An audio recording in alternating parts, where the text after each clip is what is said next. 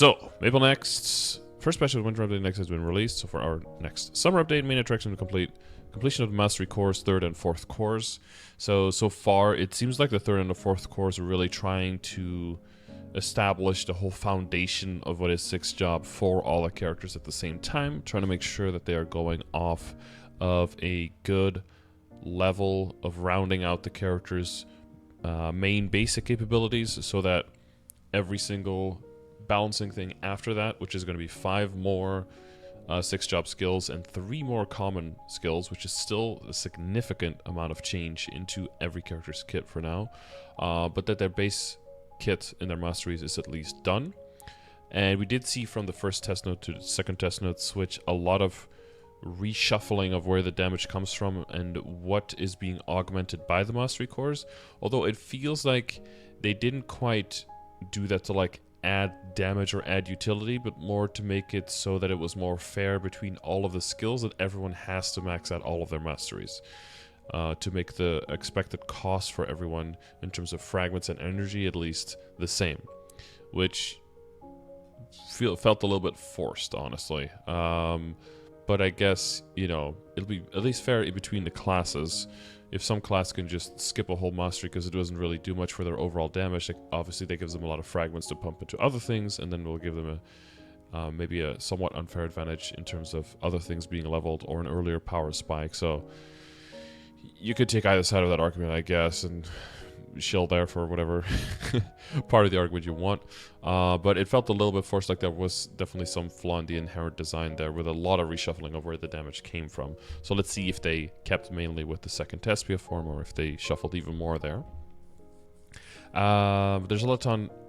There's also a ton of game changes. There you go. Also and improvements like a cross-world auction house and meso market. We'll see. Of course, for GMS, it's going to be a huge question of how they're going to do that. That's probably going to be their main solution on a lot of the lower activity and the smaller GMS servers that don't have a whole bunch of players in them. And before, you know, fully server merging, basically non-reboot or the interactive servers on GMS, like they have talked about that they are not considering yet, but they might consider eventually. They probably were waiting on this first to roll out and see how that goes for the summer of 2025. And if that doesn't really adequately address the problems that come from very, very small community servers in GMS, then they might still do that. But hopefully for the people in interactive servers in GMS watching, this would be something to look forward to for sure. Skill sequence system, you know, so you can do all the buffs, all the attacking buffs in a single key. Not going to be applicable to all situations, of course, but we have different keyboard presets, so you should be able to shift with whatever makes sense there for your personal situations. Obviously, also to take a lot of the tedium out of setting up our burst, which is excessively long at this point.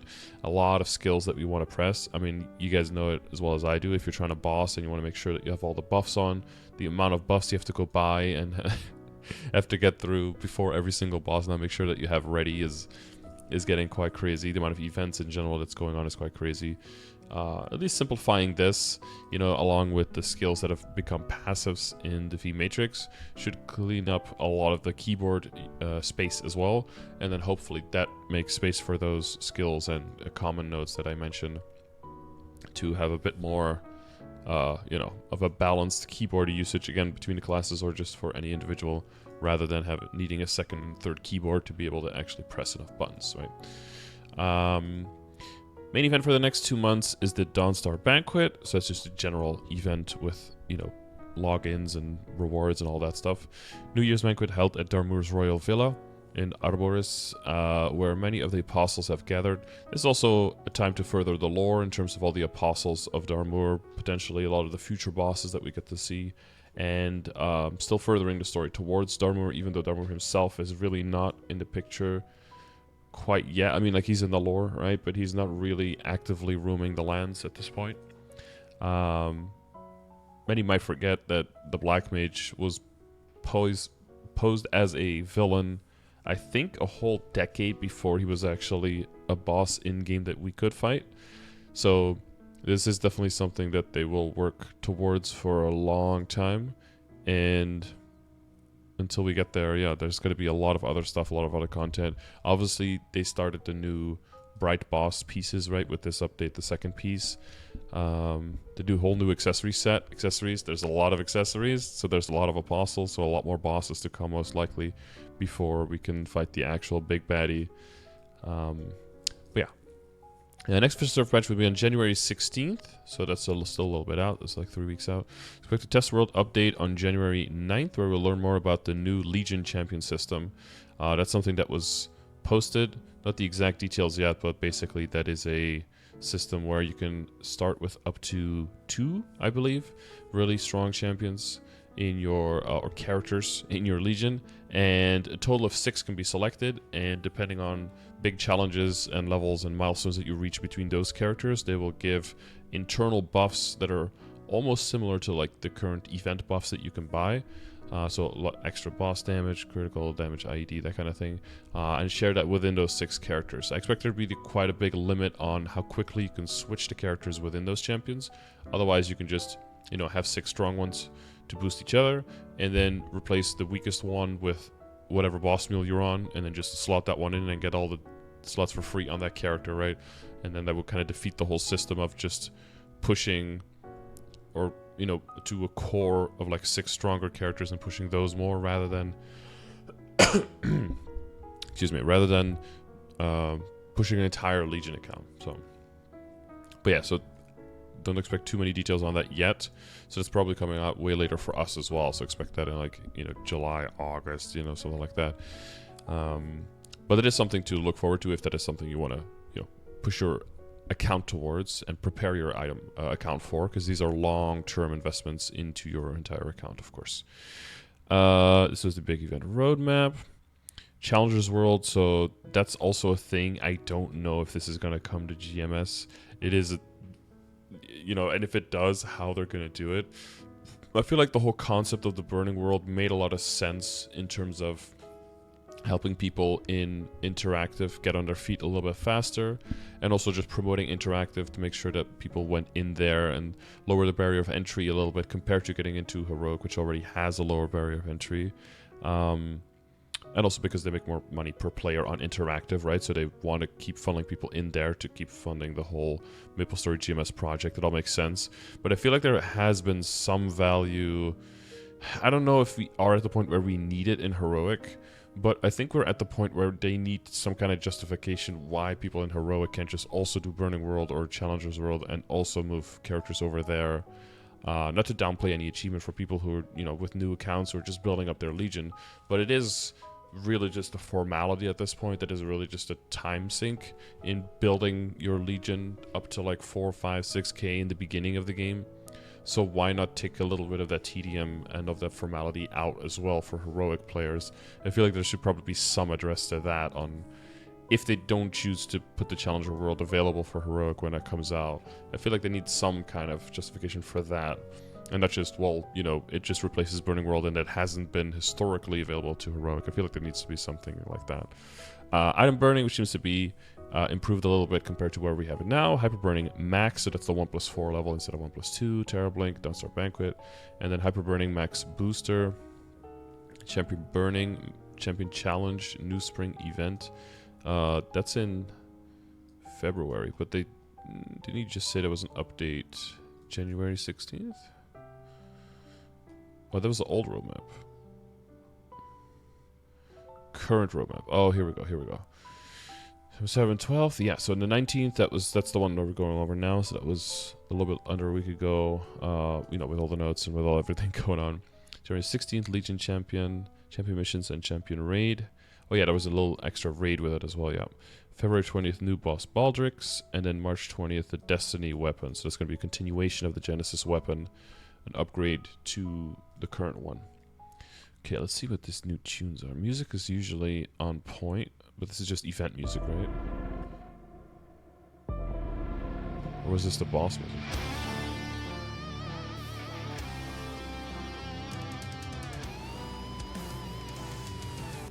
Oh, next one. That's this one.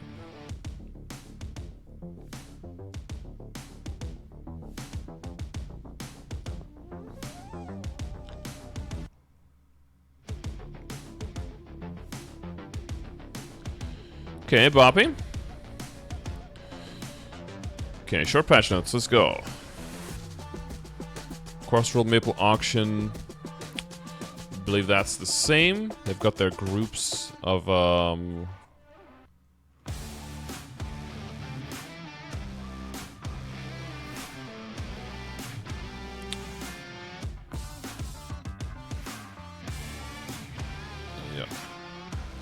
console characters and how that's gonna look. Of course, if we're playing in Heroic, we're getting none of this, so nothing too spooky for us here. Fees. Crossworld Meso Market.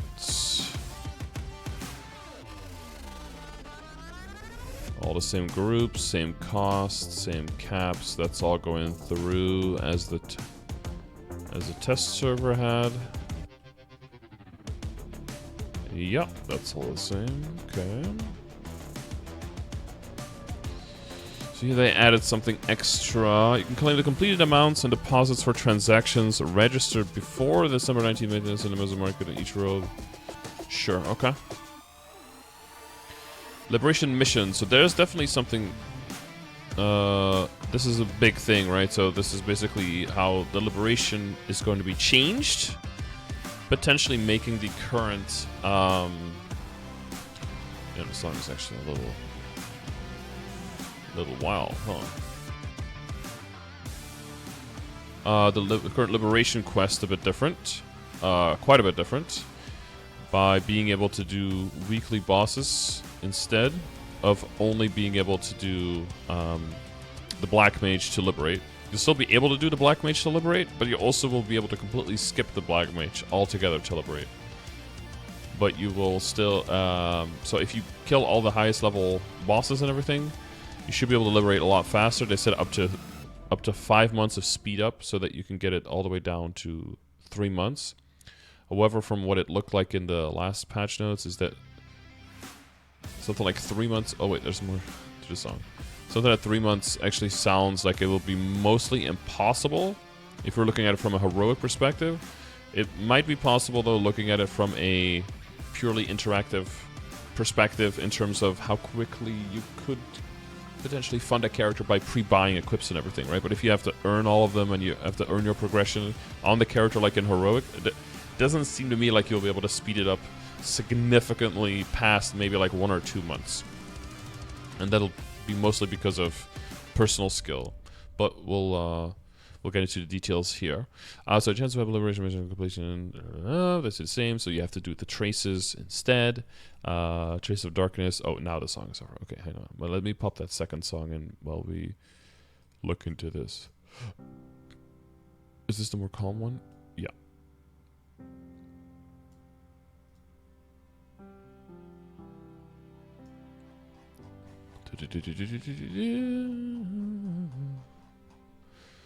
Sorry, after that we'll go back to the regular playlist. There's a little bit less DJing going on for me. Yeah, so 500 Traces of Darkness. Traces of Darkness can be accumulated up to 1,500. Traces of Darkness that exceed the current in-progress Commander quest can be used for the subsequent Commander quests. So it'll be just a different resource that you can use. Think of it almost in the same way that if you could do... If Black Mage was like a weekly and you could save the traces, like the drop from the quest, and just hold on to them for the next boss, potentially, right? So they did increase the amount of traces needed here for Lotus and Damien, but they decreased the ones needed for Hela at the end, bringing the grand total down to 100 less.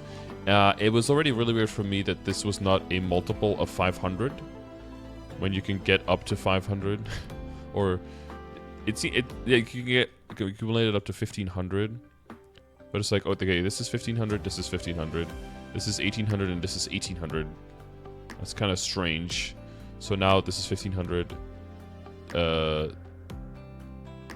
Well, it still doesn't work for 1,500, but at least it's a multiple of 500 now, I guess. But I assume that they changed the numbers a little bit on how much you get from bosses as well. Hopefully there's a little bit more explanation on how it works with splitting with party members. Or... Oh, there's not at all for the weekly bosses. Okay, so just Black Mage itself was adjusted from 500 up to 600. But all the other bosses stayed the same.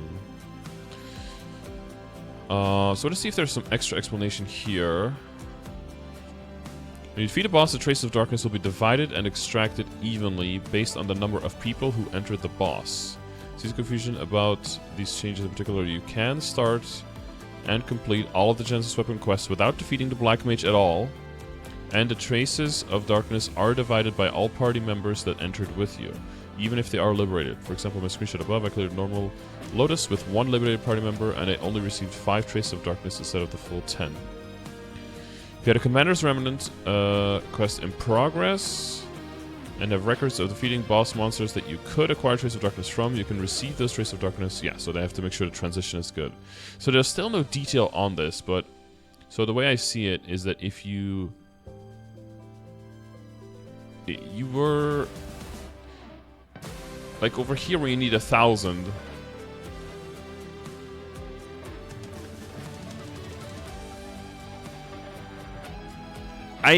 Okay. I want to make sure I'm not misunderstanding this whole system, but it seems to me like Liberation is going to take longer now, am I?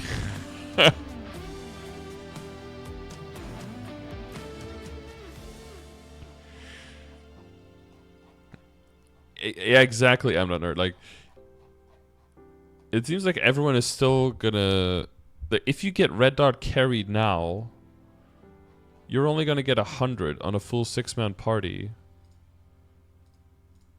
So you're gonna need 400 more points, and in the later months here, you're gonna need 900 more points. So you're gonna need to get carried on like 50 bosses compared to just 1.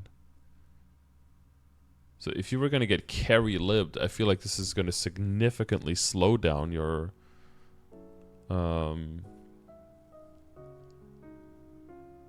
liberation a lot.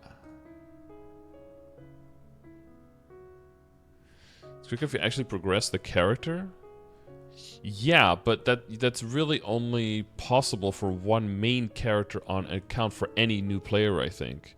Anyone who's trying to scale up on getting a whole bunch of liberated characters now because of the Red Dot exchange being possible, that's gonna completely die with this, unless GMS does something differently, which I would advocate that they should, because this system right now, as tedious as it is, it's going to get more impossible, basically, to be able to use this as scaling for funding on characters in Heroic for people to make, like, higher level boss meals in, like, Hard Lotus. Hard Lotus maybe, but Hard Lucid, Hard Will mostly, or into C10A levels. This is actually going to slow people down from what it looks like. The Red Dot carry system for BMLib shouldn't be a thing, though.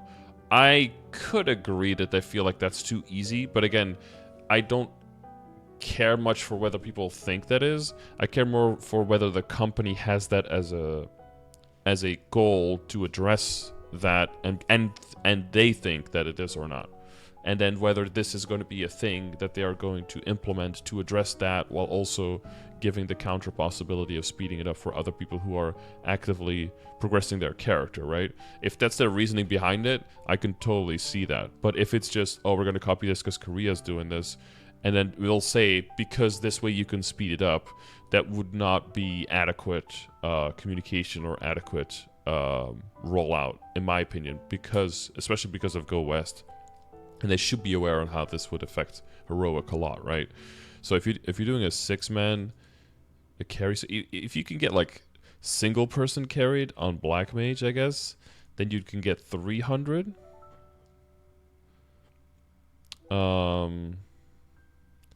And then you could get 45 a week from this.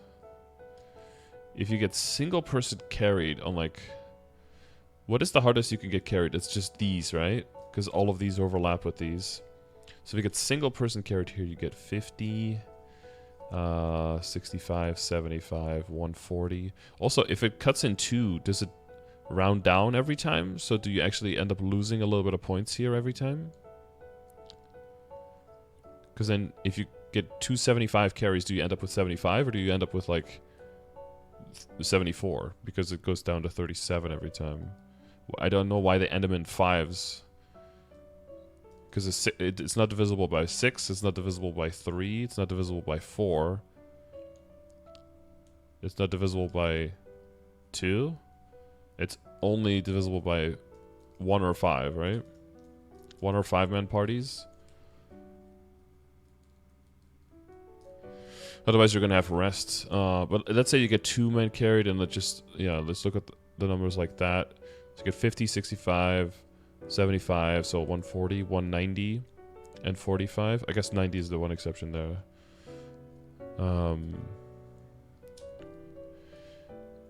So that's almost 200 a week. So I could get you 800, and a single carry. That would be 1100. Yeah. So the only way to keep up with your speed of liberation, you go a little bit faster in the beginning for sure. So you would be able to skip like a month and a half to 2 months in the beginning, but only if you get single person carried in Hard Lotus, Hard Damien. Who's getting single person carried in Hard Lotus and Hard Damien? That's going to take money away from a boss mule, or that's going to take money away from a person who should be doing Extreme Lotus. That's a rough one. But I guess with exchange carries, there's still value in that for exchange carries. If you do it for one other person, they do it for you 1 week, to get it through. But it's going to take a lot more planning and a lot more investment to make liberation happen at the same speed or faster than now for Heroic. So it looks like Hard Lotus, Hard Damien, Hard Lucid, Sea Gloom, Hard Will, Hard Darkanel, Hard Vihilla, and Hard Black Mage single person carried, so only one other person that you can carry, and only then will Liberation look like it's going to be a bit faster than now. Otherwise, your Liberation looks like it's going to be slower than it is now. Unless I'm misunderstanding some huge thing here about the general progress. So, I would hope that there's some communication. If this does come closer, that there's some communication from the Go West team on whether this is what they are aware that that's going to happen for us, whether that's something they intend, or whether that's something that they want to do something differently with, Mains will live faster if they can gear while doing this. Oh, we'd have to set up an entire projection of how quickly you be able to live faster, yeah, but that's because with 6 Job and with Hyperburn, you can probably get towards soloing Extreme Hard Lotus and Damien very quickly. Even Hard Lucid, and probably Hard Will and Hard Gloom very quickly. Soloing Hard Darkanel and Hard Vihilla is still going to take a while. And if they're going to expect you to do that on a weekly basis just to keep up with your monthly speed on Liberation, I think that's quite a big task. I think after Sea Gloom is still very much doable, but Hard Darkanel and Hard Vihilla, the problem is that a lot of people now who are still getting Liberation are getting it because they, despite the fact of not having like the best of hands, and they would have to struggle a lot trying to do certain bosses, and forcing them into a duo scenario at best to be able to upkeep with the current already really slow Liberation process. I don't know about that for Heroic. I don't know if that's like a great... Thanks, Merc. I don't know if that's the good move for Heroic. But again, these changes are not made with Reboot or Heroic in mind at all, right? Because that doesn't exist anymore in Korea. So I'm sure for Interactive, this is a way more reasonable upgrade path, and it will speed it up quite a bit for them. Although, I don't know, the hugest loss is here, of course. Because you can think of this as basically right now giving you 500 to 1,000 worth undiluted, and the more people in the party doesn't matter, and now it's going to be fully diluted by the amount of party members and go down to a 600 flat per month, and you have to supplement that with all of these other ones. So even for Interactive, I think it's going to up the pressure quite a bit, even to upkeep with speed. When I initially saw that they were going to speed up Liberation and you could bring it down to 3 months, which I still don't really understand how they say you can bring it down to 3 months when they say you can get 1,500. You can accumulate up to 1,500. I'm sure if they do the maths. In 3 months, this will give you 1,800, right? If you add all of these up, this is if you fully solo everything, right? But then you have to fully solo starting here. Do some maths. 3 months. How many weeks is that? Is that 13? 14? Let's say 14 weeks, right?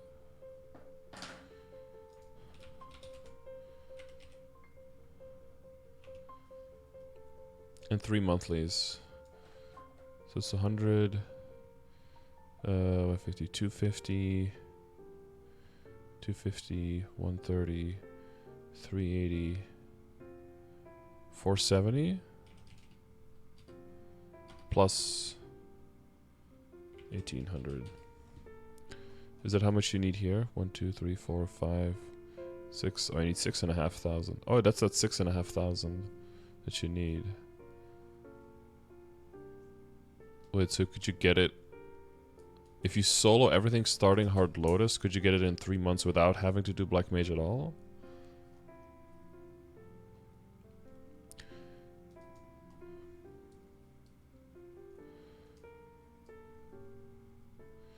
But you can only get because you can only go up to 1,500. I guess you can only go. You can't stack that many more points than you need for the next month. But you could insta clear the next quest as soon as you can, right? I don't understand. The Trace of Darkness can be accumulated up to 1,500.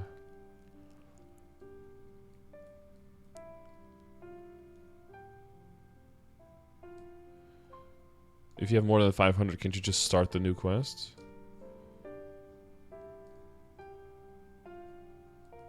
And since all the quests are weekly, you're never gonna get more than 1,000 in 1 week, right? Or are you? Maybe just a little bit over. There's still some details here that are not entirely clear to me. Based on these patch notes. Maybe Max can do a little bit more of a deeper dive into just this amount. Maybe I'm sure Kobe or Steve will make a video specifically on it with like all the numbers. But it's still Traces of Darkness that exceed the current in progress commander can be used for subsequent commander quests. So are these weekly quests then now? Because if they're just instant and you can just roll through them, then I don't know why this cap even matters.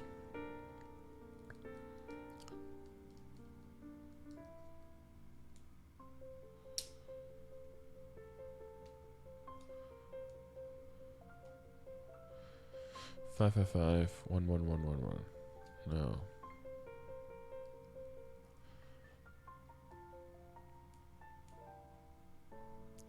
I'm sure you could write out the entire path on like which pace you'd want to be on, but yeah, if you can't solo things, it looks like it'll be significantly slower for Heroic with these rates, yeah.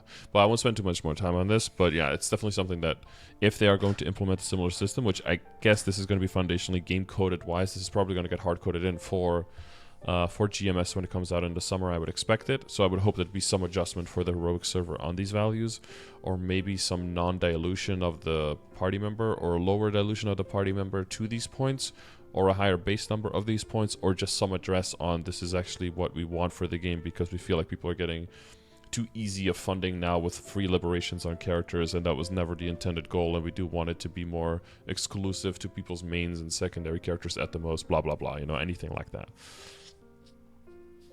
Yeah, so initially I wouldn't see it as like a hype, oh my god, all of my Heroic characters are now going to be living even faster. If you're not funding the character, it looks like it's going to be way slower. And it's already taken forever. Okay, personal harvesting changes, it's all the same. Quests, story quest improvements.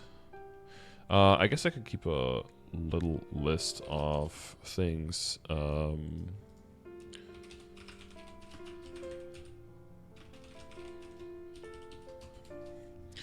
Maybe to look into that for an idea for something on the side. Heroic.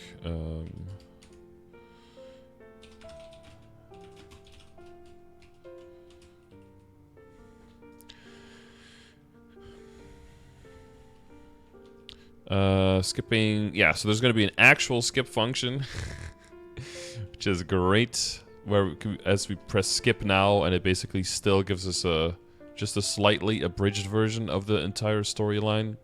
Instead of doing that, it'll just actually skip the whole thing, as long as you've completed it once within your account so far. That's good stuff. Symbol and content, so decrease on the amount of monsters you need to kill even further in Grandis, so you can complete those dailies even faster. As someone who actually still does all of those for the EXP, that's quite nice, so I can blow through those a little bit faster, spend a little bit more time on my daily half hour on actually grinding the higher EXP monsters, rather than using that, you know, half hour to fill up on the lower level monsters just to get that daily EXP. I'm still stacking on symbols in case the symbol level ever changes, but I'm getting closer and closer to believing that they got it right this time, instead of with arcane symbols, where they increase the level from 15 initially to 20 later, right? And the weekly symbols on Arcane River weeklies from 15 to 40 per run, which I think is also good, just taking more and more of the tedium out of leveling and maxing multiple characters' symbols, which I'm sure you guys are all doing, right? Monster Park Extreme change. You can do it twice per week. They did, however, change something. We were all theorizing that we could just, you know, use the Sunday run and get the 1.5x EXP, and then get the same EXP as now per week by just running once a week on Sunday. Of course, they don't want everyone to feel forced to have to run on Sunday, because if people can't play on Sunday, that would suck for them. So, but in order to change that, they say the amount of experience given upon clearing has been increased by 400%, but then only once a week. But instead of, you know, increasing it by 600%, so you could just get the same EXP with less effort. They want it to be less effort, but not as much of a gain per week. But that's also because you'll be able to do it on 2 characters per roll. So total experience per account per week from 2 runs is going to be quite a bit more than from 7 runs now. So there's still a gain, but there's an account gain, not a character gain, character loss. But no more benefit on Sunday, right? And the Sunday Maples Monster Park Clear Experience benefit will no longer be applied to Monster Park Extreme either.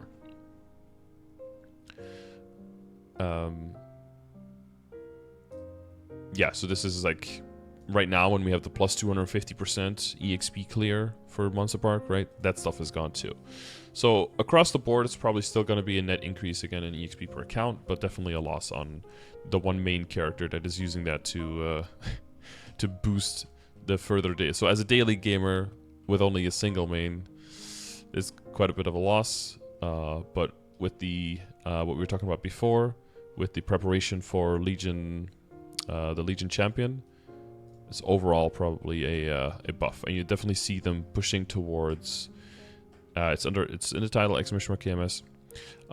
It's definitely a move towards the Legion artifact. Sorry, not Legion artifact. Legion champion system, and with the change here with the Epic Dungeon changes as well. This is not out yet for us, but this is a coming soon TM. And then they wanted to change the Monster Park acquisition difficulty for the medal as well for the 7-day Monster Parker. However, this is also going to slow down. This is actually going to slow down how long it takes you to get this. There's no additional changes here, which I was hoping for. I was hoping for some kind of difference in just valuing a Monster Park run extreme higher than a regular Monster Park, but giving them value that you could just give them both amount of points, and you could use the points together to earn the medal. I was hoping for, because right now, you know, the other one is clearing Monster Park 77 times a day has been changed to clearing Monster Park 30 times on that day, or clearing Monster Park Extreme 3 times on that day. Now, this seems like, oh, that for Monster Park Extreme, that'll be a lot faster, so you can be done in 3 weeks. But remember, with this, they're also changing it to a weekly, so now this goes to 3 weeks per day times 7, so this now goes to 21 weeks, and versus this one is now going to be 4.5 weeks. So I thought this is actually going to make it like less long, actually longer than now, right? Because right now you can do with the regular monster pack, you can do it in 11 weeks. So this is actually going to be half the speed. And of course you're going to be doing monster park for a while on your main character trying to boost the level, but you're not going to do it for 11 weeks probably with how quickly you can progress. You're going to switch to monster park extreme instead. But then your progress with the regular monster park runs is not going to translate to the monster park extreme progress, and you're going to have to start all over, and it's going to be slower than before. So you're still going to feel forced to finish the regular monster park 30 times 1 on the character before you switch over to the monster park extreme one. So why does the monster park extreme one even still count or exist? Unless you're starting to run it on a character that you have never done regular monster park with, but you're also okay with it taking twice as long as now. It just seems like a really weird change to me. If you look at the math of it, like again, I think like the idea behind it is probably okay to want to make it so that it's less. I guess they're thinking you probably have one main character that you have, or one character that you want to have as your second character for for Legion Champion. And then, but you may have not done Monster Park on there yet somehow. But since you can start doing Monster Park on a second character, you can start clearing for the Monster Parker medal on this guy. And on the main guy if you don't have it yet. And on a side character with Monster Park. So because you can progress 3 characters at the same time, they wanted to make sure that it evened out again to the same amount. But you can do it on more characters, something like that. It's just weird maths that you can't carry over the progress from one type of monster park to the other. And again, like on face value, this looks like a really good thing. Like, oh, they're cutting down the amount of time it takes to finish this thing. That's great. But then if you look at the actual numbers, just like with the Liberation, it's like I don't know if it's actually even good. It feels weird. Again, I would just look at this as cool. I can do Monster Park on 2 characters now, so I'll do fewer runs, and my whole account will probably get a bit more EXP. And I don't have to run every single day anymore. So it's a bit of a time gain, and it's an account EXP gain. But the Monster Park medal thing, I think, is pretty much just, yeah, you can kind of ignore that part of it, I would say.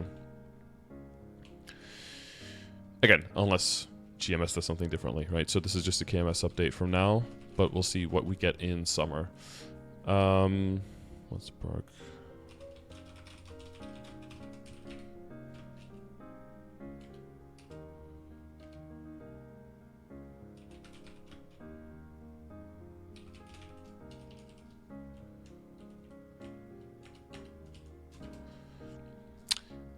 And then for Epic Dungeon, see if that went through the same. I'm assuming that went through just the same as the test server. Yeah, so you can do it twice a week. You can do one. You clear 2 types of Epic Dungeons. So you can clear every Epic Dungeon up to 1. So High Mountain that we have, and then Angular Company, which is coming soon. So hopefully starting next summer, we can start doing that twice per account. So 1 on every character, again, for the Legion Champion system, to make sure that the second character can be done as well. These like nerfs to Reboot and buffs to regular LoL? No, Reboot doesn't exist anymore with this update. So they're just not considering Reboot at all. This is why we have Go West for us in GMS, because they knew that they were phasing out Reboot in Korea, and they know that they don't want to do that for us in Global. So in order to keep us afloat and functioning, they are putting their own team in GMS to make sure that they can have the right translation of the intents of changes for the game in Korea, and make sure that that goes through for us without harming our community in GMS, because we are mostly heroic, right? Reboot in Korea, with this update, Reboot is completely phasing out, and they have been phasing out like for the last 2 months in preparation for this. Like they're going into the auction house, they have character transfer, they have bonus potential, they have scrolling now, they have tradability, they don't have the Reboot passive anymore. Like they're just completely a regular server now. They're 2 servers. That's what they basically initiated like 2 years ago when they saw too many people were moving over to Reboot, and they didn't like that because a lot of people were starting to play the game for free and they wanted more money off of people. And the main problem in Korea was that they had a lot of people who invested a lot of money in their non-Reboot servers, and they were starting to get upset and holding back on how much money they were spending on the game because their money was being worth less, and they were less able to like monetize their influence and whaling out. They were less willing to whale out because there were fewer people who gave a fuck about their progress, because it just became less valuable if there's fewer people looking at it, right? And in the market and everything started to plummet, so they basically leveraged their money and their influence to say like, hey, you know, we want our servers to be more important again, otherwise we're just going to stop spending money on the game. And Korea basically just caved to the whales and said like, okay, we'll just kill off Reboot then. That's essentially what happened over there. But in GMS that wouldn't really work because our non-Reboot part is so small, they don't have that kind of power. And basically, if they were going to do the same thing for us in GMS, then all of GMS would basically die. Like if they would say, oh yeah, we're going to kill off Reboot and make it an interactive world as well, the amount of people that would stop playing and spending money, right? The total amount of money in GMS that comes from Reboot, from Heroic, is probably way bigger as a whole than what comes from interactive, because of the sheer amount of people playing and the percentages in one server versus the other one, right? Is Princess no bug? I've crashed 5 times already. Not that I've heard of, but I'll keep an eye on it. If you crashed 5 times in the same boss, then something's going on for sure. Try to do something differently than you did last time. Otherwise, make a ticket for sure. Oligarchs, when they realize that people are the power. Yeah. So, yeah, that's why I'm hoping that some of these decisions are going to have a different interpretation.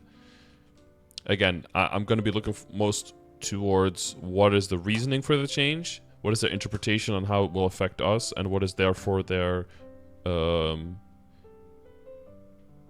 going to be the thing that they are going to put through for our region, right? That's like the process that I'm going to be looking at and basing it on. Not like number go down bad, therefore company bad. Like I want to have a little bit deeper, like a look into what does it look like the decision-making process for them was like, yeah.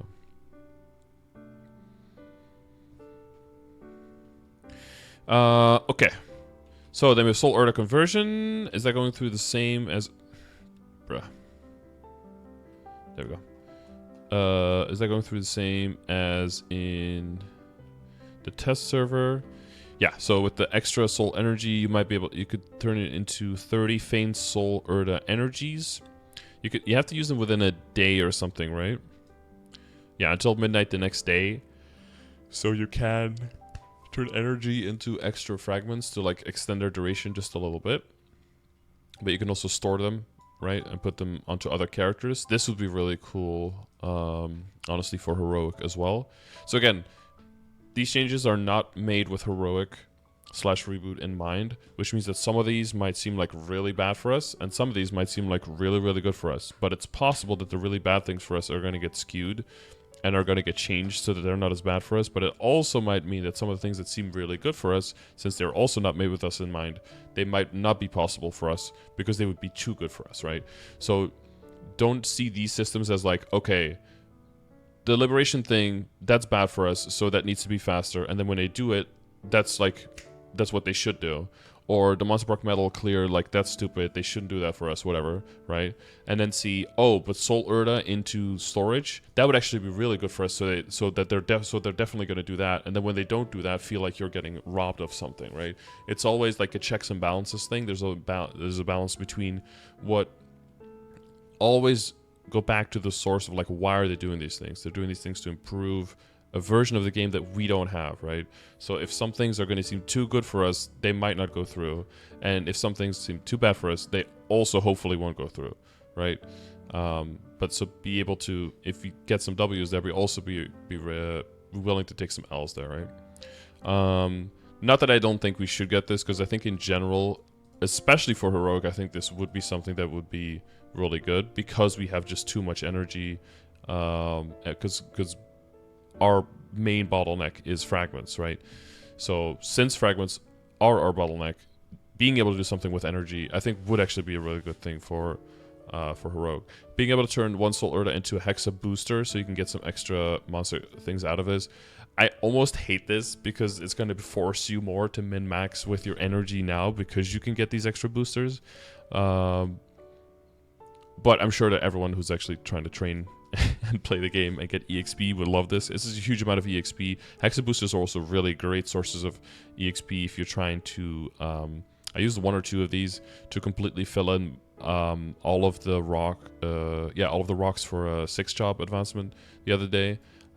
It makes it really, really fast, especially if you throw in one of those triple EXP coupons. It's done so fast compared to before, so it would definitely be cool to have something useful to do with the energy that we're just sitting on. Cool.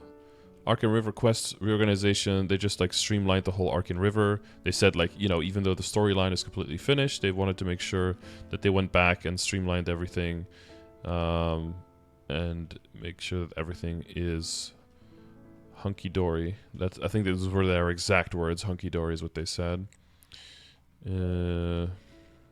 Yeah, there might be some slight alterations here compared to the test server, but I think this is all ultimately pretty inconsequential on which exact storylines. So Reboot world changes. Again, this is for Reboot. Remember, we are not Reboot, we are Heroic, right? And after this, Reboot is no more. So passive skill removed, additional potential stats will be applied. Stats of scrolling will be now applied. Reboot has been named to Eos and Reboot 2 to Helios. And you get these pretty nice looking medals, honestly.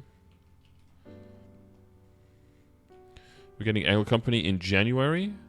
Yeah, I believe so, yeah. Quest UI reorganization. That looks like that's going through similarly. Let's see what they changed here. Story is main, job, event in general. Okay, so main is core storyline related job, is up storyline, job advancement related quests. Event quest with strong story focus, and general quests related to the stories other than main job event. Okay, gotcha. Repeatable.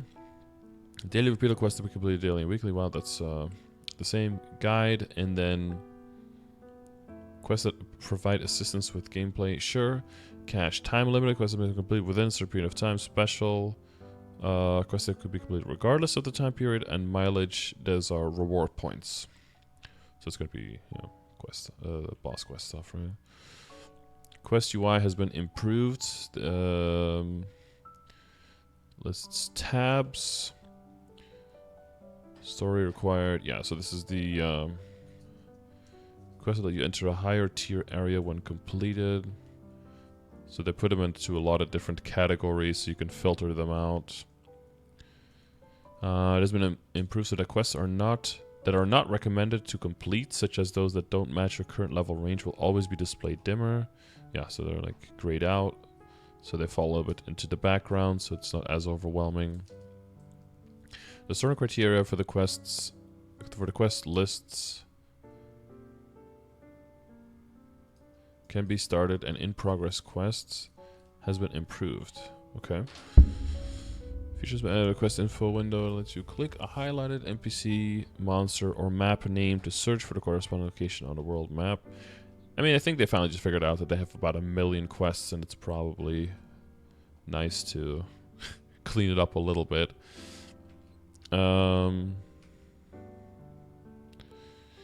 They added something here, or not? Feature has been added that provides route guidance. No, that's actually...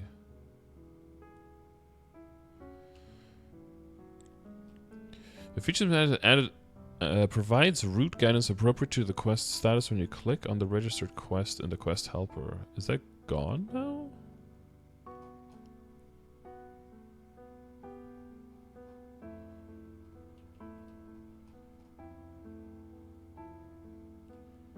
Huh. The check quest can be started with libel. Oh, that part is gone now for some reason.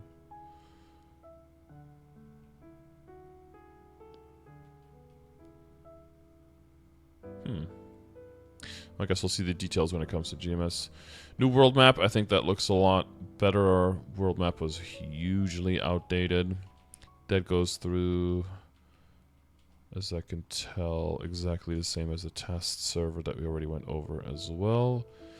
World teleport and removal of the teleport World travel teleport for... this is gonna look really weird and kind of bad for us as well in terms of like teleportation and being able to go through the map, because in interactive and in Reboot, people travel in a different way. You know, we could buy those rocks. It's not quite the same over as interactive. So this is going to look a little weird as well, but they've got like premium teleport world map that you can buy with maple points to be able to travel faster and not have the cooldown. So this is probably also something that I think will look a little different once it comes to our summer update. At least I would hope for GMS, rather than have the basically what the system is doing in Korea right now is just removing the teleport rock completely and making the guide more useful, but you'll be able to use the guide to go everywhere and have like the have a base cooldown of teleporting of 5 minutes, and then you'll be able to buy an item for a certain duration, kind of like a teleport rock, to take down that 5-minute cooldown down to 10 seconds. So you kind of have the regular 10-second cooldown as you can have with the guide now in GMS. Again, this is something where it seems like they're simplifying something, but then putting on a layer that would make regular gameplay a whole lot worse than Heroic. So I hope this is also something big that they have to address. It seems like Team GMS has got quite a lot of stuff to work on before the summer comes out, on figuring out, you know, how this is going to affect the gameplay in GMS if they were to port this over, and how they want to remedy or mitigate those positive negative impacts of that for us in the game. But that seemed like, again, it's going to be probably the first update where we'll see a lot of things that seem like really, really weird changes to the game for us, looking at it from a GMS and specifically from a Heroic perspective, where we're going to have to really, for a lot of these things, say, this is what KMS did, and let's see what we get. Instead of, this is what KMS did, this is what we're going to get. It's going to be horrible, everybody panic, you know?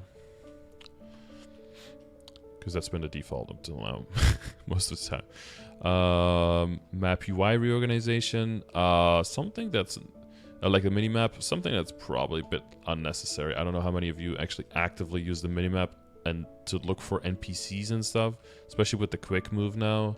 All of the important things, you can just jump around, look for light bulbs, right? It probably cleans up the game quite a bit, so it's probably a good overhaul in general, or making it look for new players. But I think a lot of the time you don't really use this functionality too much. Movement convenience improvement. So this is something to also take a little bit of the load off of needing the guide and of the teleportation and everything. I don't know if they're going to say that this is going to be enough to counteract that. But basically like a big town portal in all of the main maps that lets you go to all of the portals, a similar one to the one that's now in Grandis, in the castle thing, right? In the castle on the left side, and in the Six Path Crossway as well, like a big portal like that essentially. But it just takes you to the big town maps. These days, if you want to go to a certain map, you want to go do a certain daily, you'll have to move like 6 or 7 maps into the area, or they're going to make you walk every single time. I remember back in the day, walking was actually not that bad. Because if you just killed all the monsters on the way there, it was like getting some free training done without feeling like you were actually grinding. But of course, you know, that was before we had teleportation rocks and all, and crazy movement and all of that. Now that we have that, it's almost impossible to go back from that, right? You can't really see it in the same way. Navigation UI instant teleport feature has been added. When you use it, you will use the teleport world map to teleport to your destination. I hope what they mean by this is that if you have within your account the capability of teleporting to a map with any function that exists, I think double-clicking on the map should take you there, even if it's trying to use a rock and you might not have a rock at that time. If you do have guide teleportation powers there, you should still just teleport there, because the game should recognize that you have the ability to teleport there. Maybe just not with the function that you're trying to use, but you still have the capability of teleporting there. I hate that you have to open the perfect screen that gives you the power to go there when you're trying to go to the exact same map. I feel like that's the game's responsibility to cover that side of the game aspect, not the player's responsibility, I think. Legion placement mode. I don't know if this is going to change at all, but it's basically auto Legion solver in the game, because I think the guy on stage, I think it was Chunks Up, agreed that he also uses third-party software to Places Legion, so it was kind of silly that they didn't have that in game. Forgotten Spirit, thank you for that 43, brother. Hope you had a great Christmas so far. I don't know how many days of Christmas you count. 1, 2, 3. 30 days of Christmas. 31. Thank you, man. Medal and title appearance. Yeah, I don't think there's too many things changing here. Maybe some... No, not even little things changing, but just so that you can change the look of your medal and of your title. Guild name change. Let's see if it's still so ridiculously expensive. I think it's in general a good idea. Yep, 60,000 maple, 60 Dara, yeah. You can see all the outfits, hairs, and faces here. For the boss. Oh yeah, so what did they chat today? You can purchase the following items or packages. Boss package, 4 selective boss packages for 60k. And then a boss title voucher. 30% normal monster damage, 40% EXP acquired, 30 attack and magic attack for 30 days. How's it a boss title when it literally does not help you with bossing? Well, 30 attack, I guess, but this is a mobbing title, no? And then a boss title voucher issued by a boss in all caps package, which gives you 4 selective to actually give you the boss title. Okay. 30 boss, 30 IED, 30 weapon and magic attack. That's an interesting... They do all caps versus lower caps instead of just calling it the mob package, I guess. Boss hair coupon, 5,500 cash. I don't know if these prices usually translate over directly from KMS. I feel like in KMS items are priced lower sometimes. Boss face 3.5. Separate boss packages 15k. Alright, so if you were to buy 4, you basically get one of those titles. I mean, 30 days of 40% EXP is pretty sick. But I mean, at $60, that's like buying a whole ass computer game by itself, right? Let's go 0 stats for Heroic, who knows? Platinum apples have been changed to be sold at all times. Platinum apples are basically just pay to win gachapon, right? Like non-cosmetic gachapon, I believe. And then teleport rocks, VIP rocks, and all of those are gone from the cash shop, yeah. So from January 2025, the MVP special packs teleport map. Yeah, so anything that had connection to teleport rock and like the daily login rewards and all that stuff are no longer have teleportation stuff on it because they're just going to do teleportation and transportation in the game very, very differently. All of the items are here. Yeah, so there's the boss. Yeah, so there's like the mobbing package and then the boss package right here. And there's all the... Gonna open it in a new tab so I can zoom. That's 500%. Okay, well that's not gonna work. It's better to zoom in here then. So that's... Oh yeah, so that's hair and face. So you can do them separately. So you can look like all of the characters in the game. What the?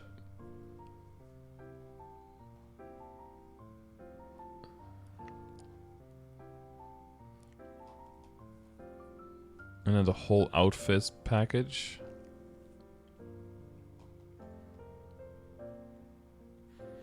Oh, wait, that's just the whole fit.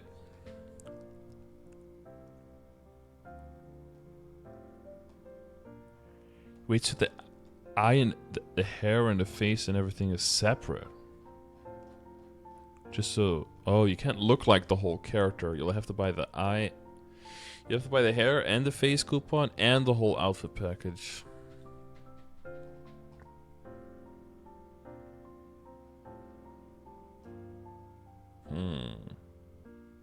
Are you a boss or a boss? Yeah. What about people with permanent teleport rocks? I guess they hold on to those, huh?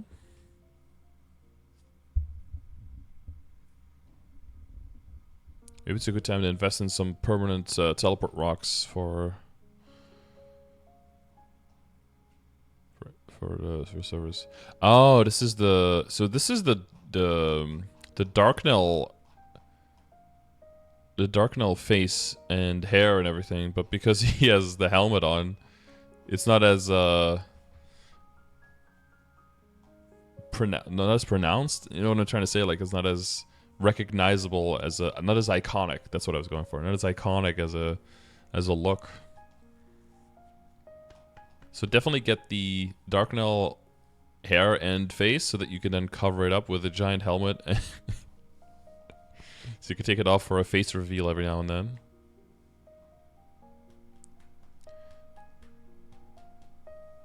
Dude, you can... Will you be able to buy them items separately all as well?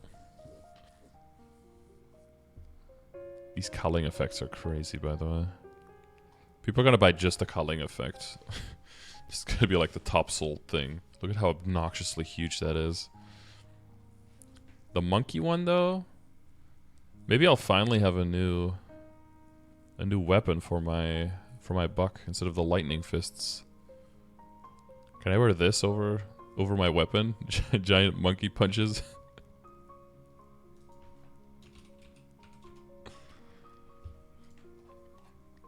Together strong. And of course, you've got this dude over here going full limbo. The limbo gloves. Bro, this whole time we were looking for a knuckle to cover our disgusting mutant knuckle as a arc, and then they give us this, and it's just a different type of disgusting mutant knuckle. Also, it's knuckles, right? It's two-handed. So do you think we actually get two of them if we equip it? Probably not. But you only see a glove on the other hand. Embrace the disgust. I guess so. Alright. Quest improvements. Oh, that's a easy skip. That's all completed. That's all the same. Wait, is that a little extra? Fix an issue where the Arcana daily quest content was not visible due to the NPC image. Wow, amazing. It's been improved so that the flame monsters see when you use the VIP boosters now included, and the number of defeated monsters within your level range for everything. Okay, that's cool. That's cool. And they added, when sitting on Yeti Snowball Fight Chair or Pink Bean Snowball Fight Chair, the Christmas version of the certain BGM has been added to the list of background music that plays. Very nice. UI, Epic Dungeon Reward, and Bonus Reward UI. We don't have that, so that's why we have also... We saw in the patch notes, right, that the Angler Company... oh no, Angler Company is coming. Yeah, 100%. Yeah, it's a January 15th, I believe. Is something that they increased the base fragments because we don't have the multiplier, right? The base fragments for Angler Company. So instead of 45, I believe it went up... Was it 55?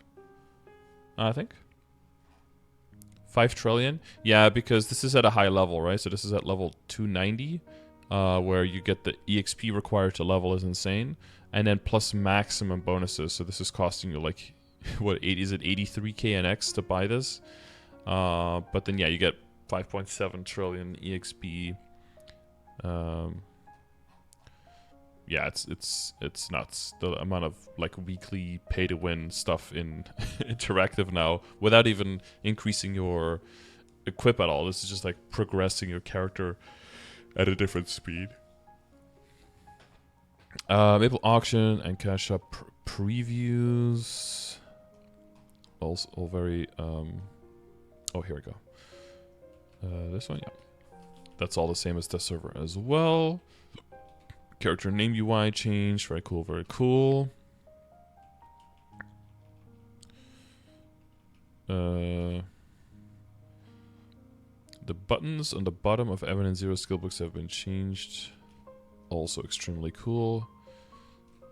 Skill alarms location has been changed. Up to 3 alerts can now be displayed at a time. I don't know if I like it being changed. I just like to be able to put it where I want it rather than changing it by default. But, you know, baby steps. Hopefully we'll get there one day. Choosing to an underground culvert entrance through the NPC part there. It will not ask for confirmation if you want to leave or not.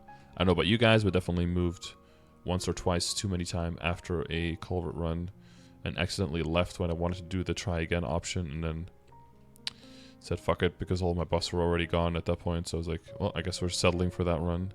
Shortcut key setting system improvements.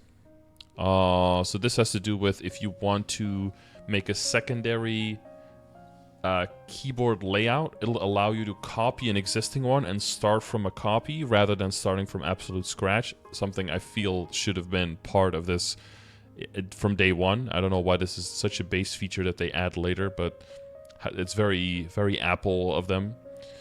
And then you'll be able to, on a new character, select whether you want to select, you know, their default settings or the alternate settings, or one of the settings that you already have on another character and start with that template and cover it so that you can immediately have that same layout on a new character. Again, it's very late for a lot of people who already have completely filled out accounts, but for newer players, of course, it's a very nice quality of life thing on saving them a bunch of time setting all that stuff up. And setting up multiple setups, which again, I think a lot of people with this system will be setting up multiple setups when it comes down to the fast buffing, right? Because you might want one keyboard setup to stay the exact same as you have it now, and then you might want a second one that has the setup with the fast buffs for certain bosses, but you might not want that for all the bosses. You might not want it for Culvert, right? Because you want to be able to press buffs at exactly the right time to maximize the uptime on all the skills and the synergies between them.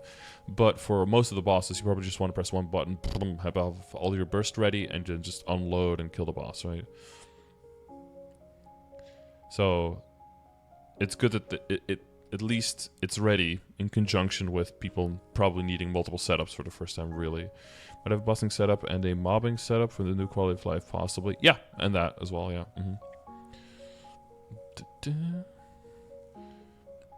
they remove the event portal? No, but I did hear that some people were not getting it starting like a day or two ago, Ernest. So if that's happening to you, if you don't have your daily 3 portals killed yet and you're not seeing them every 1,000 monsters killing monsters near your level, then definitely make a ticket for that. Make sure that the support is aware. Login presses improvements. Hopefully we get that character quick login thing soon in GMS, right? Current change improvement, daily gifts, error fixes, quests, UI, bloody. It's all not very super important. Was there an API fix in there? Oh, hang on, this is a bit different. Monster error fixes. Oh, there were no monster error fixes here. Limbo, fixing your phase 2 space existing on the other side of truth where the shadow of the source sometimes did not move. Fixing issue phase 3 where sometimes you would not be inflicted with status effects even if you were hit by the grasping hand or devours. Boss buffs. The rare boss W's, usually boss L's. Quest, item, UI, oh there we go. And then achievement, nobody cares. Alright, skill sequence, so that's the setup here for the bursts. So where you can set up all of your buffs in one neat little row and then press the button and broop, you're just ready to burst. And then you can also see if part of the combination of keys is not ready or some of the skills did not activate because they were still on cooldown. You'll see in individual indicators for that. And usually the cooldown, there'll be a cooldown on the icon of the quick cast as well, which will be the cooldown, the longest cooldown of any skill inside the skill sequence. That why do they call it skill sequence? I guess quick cast is already taken by some other game, probably. Here's more miscellaneous stuff I mentioned in the patch notes. There's something extra here. The skills can be placed on a skill sequence are predetermined for each class. You must put a minimum of 3 skills in a skill sequence. Gotcha, okay. And then there's one extra little thingy on the bottom here.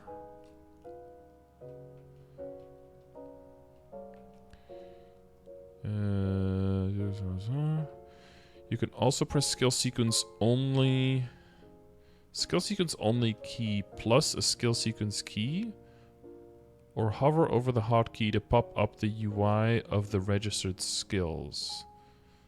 This will stay on the screen for as long as you hold the skill sequence only key down and can be moved to anywhere on the screen. Yeah. Did you upload the same video here? Yeah, it's the same video. Okay. Again, this is like it's like a pretty convoluted thing in terms of how it works, but I think it's the best that we can do without completely rewriting MapleStory from the source code. Like Elon wanted to do to Twitter, right? We just need to rewrite it from the ground up, and then no context. I don't know if you guys ever heard that Twitter call of Elon just telling the coders when he bought Twitter of like, we're just gonna need to rewrite it from the ground up, and everyone was like, what the fuck are you talking about? Oh, it's an interesting conversation to hear if you never heard that one. I kind of like pressing the whole sequence myself though. Yeah, but that's something you can still do, but you'll just lose seconds of valuable time where you could be bursting, right? What about pet skills? Yeah, it's almost like they baited us into buying a whole bunch of stuff with pet skills, but I would probably just make a few sequences, one sequence being all of the decent skills, and one sequence being the actual other buffs that you need, so that you can use those in separately, and you'll probably never need auto buff for any character ever again for any boss meal. Of course, I've already bought it for all of my characters at this point, but it seems like after this, that's going to be completely useless. So you know, a rare W, I guess, for Nexon for doing something that doesn't necessarily make them a whole lot more money. So you won't really have to keep a bunch of pets alive, even though we can do that infinitely now with reward points. But you know, still worth to have the auto buffs just for peace of mind to not have to think about doing it. If you already have it, yeah. But if you don't have it, I don't think you have to feel nearly as forced to, or there's not nearly as much benefit to it. Completely, I don't know about that. I will never manually cast these. Not, yeah. Skill changes, so that looks like we have these here mentioned first. So we can check between these. Skill count changes, what is this? Skill changes, so skill description. Oh, this is just changes of skill descriptions of like every single skill in the game, okay.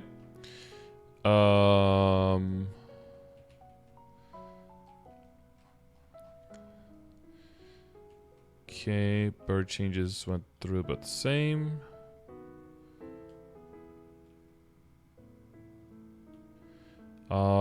And then they went through a max listed per character, so then we have to check the hero changes here. So that's the same. Extra change to Valhalla. Facing issue where all of the sword strikes play the same sound. Okay.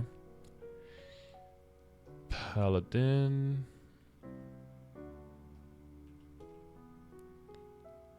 Damage number, so that change went through, but is affected by cooldown reduction effects.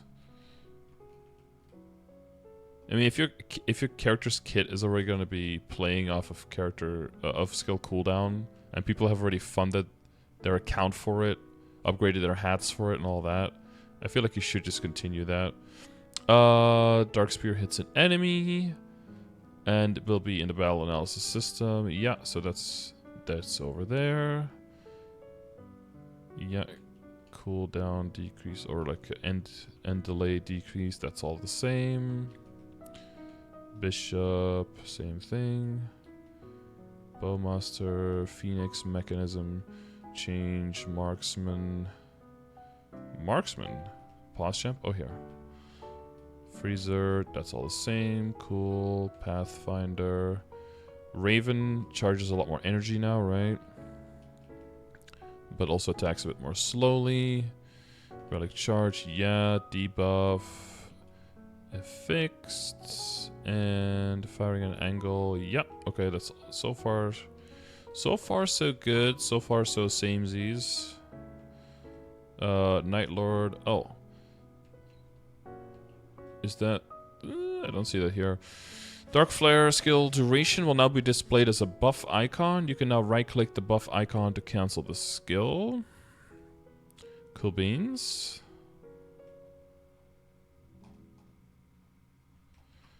And then dual blade. Oh no, and then extra shadow changes skill duration for the Veil of Shadows, or Shadow Veil. Also, as a buff icon, you can also right click that one. And then dual blade, sudden raid. Final code's cooldown decreased by a certain percentage when the skill has been removed. Not a good, from what I saw in the last video, kind of misunderstood like the use of this skill, because I thought like, oh, you just use it every now and then, but because you can use this quite a few times in between final cuts, it severely reduces the final cut cooldown, probably past this point, which means you can use it way more often, and then that's an extra iframe you have up all the time that people counted on. This is probably one of those things where they make the class more simple, but that's mainly good if you're just like a very casual enjoyer of the class, but not so much if you're trying to min-max for things. So probably going to be a mixed reception on that change for people who play that class. And then the Haunted Edge, extra range on that thing. Yep. Captain skill, continuing aiming memes. That's probably going through the same. Nautilus description change, strange bomb in the air, very interesting. Not Captain description. Yeah, okay. Yeah, I'm flipping forward, back and forth. Extra final damage, extra critical damage on the Dawn Warrior, extra scaling, and extra cosmic damage all just went through. I'm just trying to make sure I catch all of the things from all of the versions of the patch notes here, just to see if there are any additional changes. Blaze Wizard, the lock feature, that's from this one, that's just copied over completely. Okay, and then Infinity Flame Circle thing was not copied exactly, it looks like. When this skill is used in used while Flame Fox is summoned, the number of Phoenix Feathers summoned consumed per second is doubled, and the skill's final damage is increased by 100%. So it seems like this thing here is not copied over in the final version. So I guess Blaze Wizard can double check on that. Single enemy can now only hit up to 40, maximum of 42 times. After attack limit is reached, the attack application limit will be reset after 20 seconds if you change maps. It seems like that did not copy over to the final version of the game. So no max 42 hit per target. That's what it looks like to me here. Other than that, so far, all copied over. Nightwalker, oh my god, come over. This is a Rebecca Black. It's Saturday reference for people who don't know. Darkness Omen changes here. 370, 5-7, 1-6, 20, 60, hit an enemy cooldown. Removed. Darkness Omen, summon 2-1. And one extra, fix an issue where if summon duration increasing effects were applied, the skill effect appeared awkwardly. Awkward. And then that's the same. Oh yeah, that's one is here. Okay, yeah, so that's just compiled from there. And then Shadow Bats. Okay, that's all the same so far. So one change there on Blaze Wizards. Frozen Ground, change Adrenaline maximum combat event skill. Okay, it's really just a compilation of all the things here.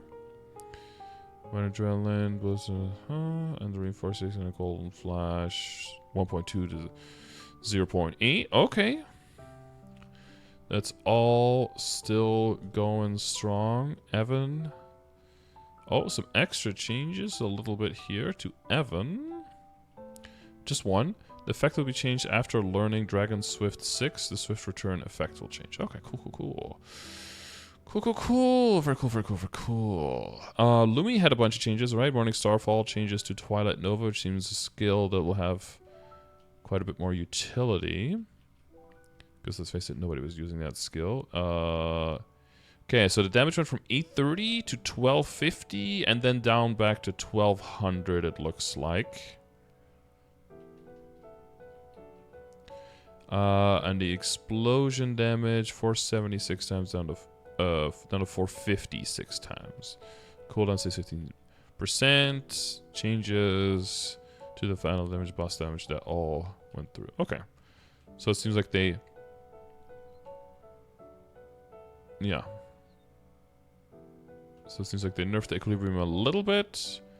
And they boosted the initial damage for out of equilibrium, but a little bit lower than what the second test server was doing. So just minor tweaks to that skill. But I guess it'll be interesting to see people using that skill and giving that some love. Hopefully you'll see more play than the current... was it Starfall? What was it called? Morning Starfall.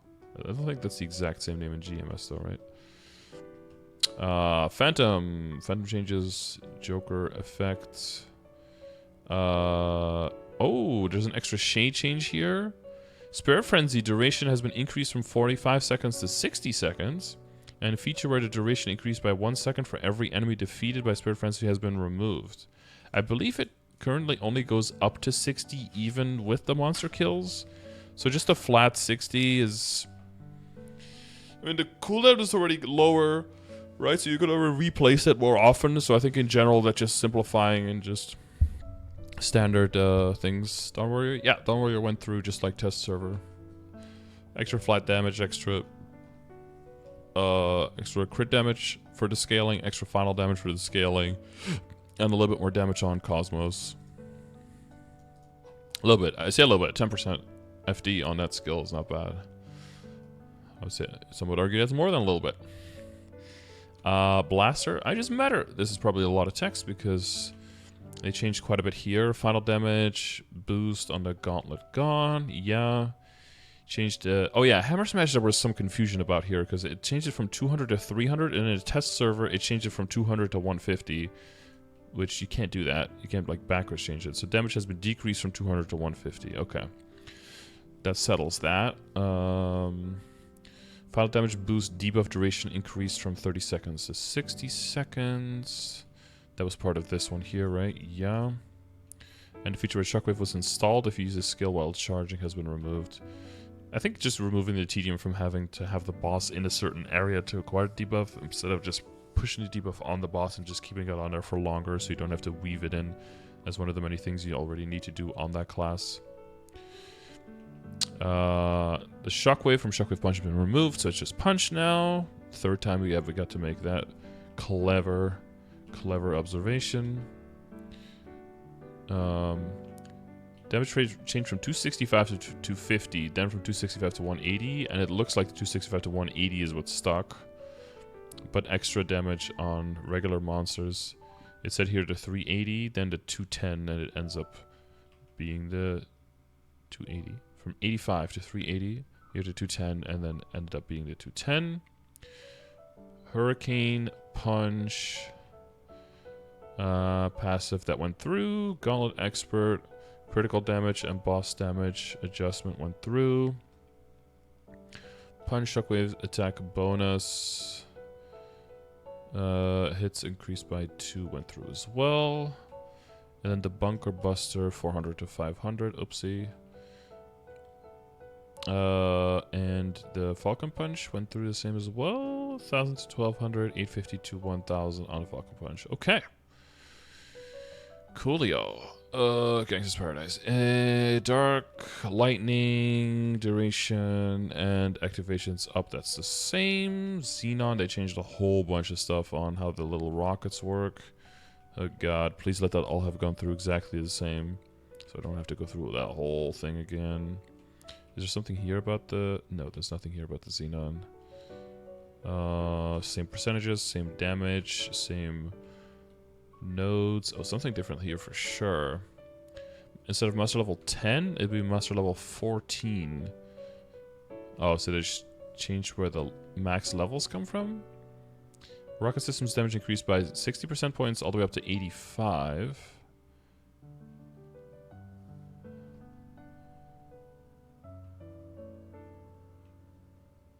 Oh no, wait, that's Rocket's second announcement. Never mind, my bad. That's the same.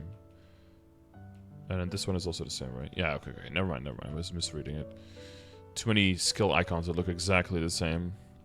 No Kaiser here until Kane. Kaiser changes went through exactly the same. All the same percentages. Looks like it. Yeah. I'm not sure about in 2024 adding hyper skills that give just a little bit of extra IED to one skill.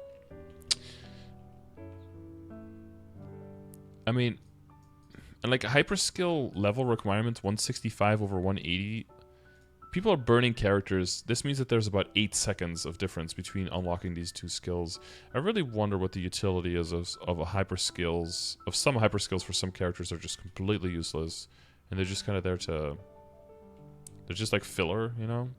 That's one of the big things I think that in Destiny they missed out on. One thing was making Venom Burst just something that would be useful for anyone other than Cadena, I guess. Speaking of Cadena, they're on the screen. And the second thing was just being able to get rid of a bunch of redundant hyper skills. Instead, they just made more redundant ones, I feel. Okay, Kane, Blessing Animation changes. Okay, that's the same. Cadena, Arts, take down. Number of enemies hit from the that's the same. Cool. And the needle bat, number of hits and damage changes just went through, all exactly the same. Okay, saves us a lot of time, thank you. Telekinesis changes. I don't know how big this is for Kinesis, even though I do feel like they need some oomph, you know, they need some juice. But it could be that a really small thing that to me just doesn't look too crazy is actually a huge change for them in terms of simplifying or keeping more uptime on something. I mean, anything that will just focus a boss monster before other monsters is probably nice in current year. Adeli. Territory. Oh, extra Adele changes? What is this? Resonance damage decreased from 502% to 105. Ooh, what is that? Damage boost to resonance has been decreased from 125% to 115. Ooh. And the damage boost to resonance on perfection has been decreased from 265 to 170. What? Huh? Did you just kill resonance out of nowhere? Why? I mean, it's not like you needed to resonance a lot. Are they gonna give it some damage back on something else? Why are they just gutting resonance out of nowhere? Huh? The skill's been improved that if it is affected by cooldown reset, it cannot be reinstalled. Did they feel like they gained so much damage out of Reign of Destruction working properly now that they just have to gut resonance? So resonance, instead of doing 892%, is now going to do 390. But you have 500%. Wait, that's not right. It should be like 400% damage off.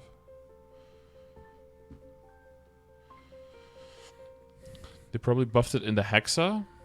Oh, that's possibly true, yeah. Did more damage than Cleave? It did, but you wouldn't use it that often, right?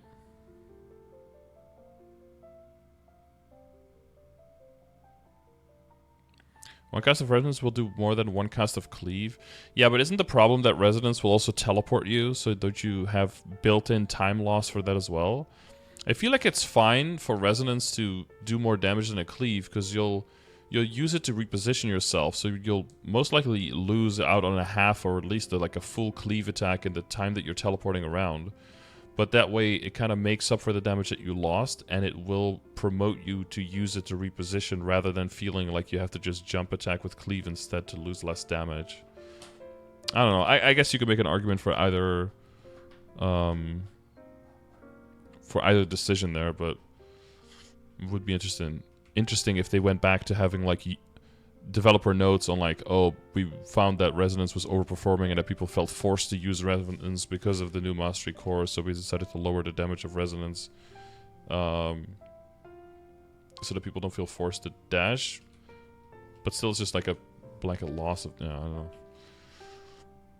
I, I'm okay with certain attacks that seem like weak attacks hitting actually more than your main attack, as long as they have a cooldown and you don't use them all the time, you know? But I also can see the argument that anything that seems like it's just a throwaway attack that you just use for movement, it shouldn't hit that hard. I don't know. Sometimes those skills hit only like 3 lines of damage as well, so the numbers are way bigger. I think Adele has a few skills where the numbers are really big, but that's because they hit fewer lines, and then it seems like the attack is more impressive than it actually is. I don't know. And then Restore. Soliana's Dawn will no longer be activated by Hexa Enhancement Core. Boosted Restore. Dawn won't be. Oh yeah, okay, sure. Ilium, the command log feature. Ooh, they added something else here. Primal Protection will no longer be affected by skill effect transparency options. Okay, so you'll be able to see a little bit more clearly when you're in the iframe. And unlimited crystals, crystalline crystals, enemy research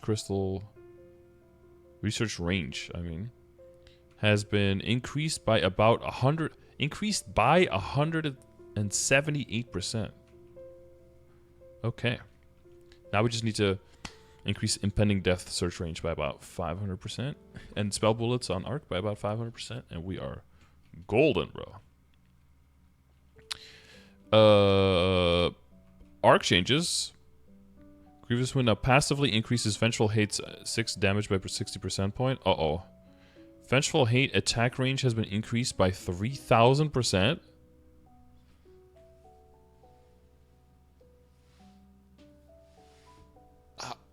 How small was it before? Attack range increased by 3,000%?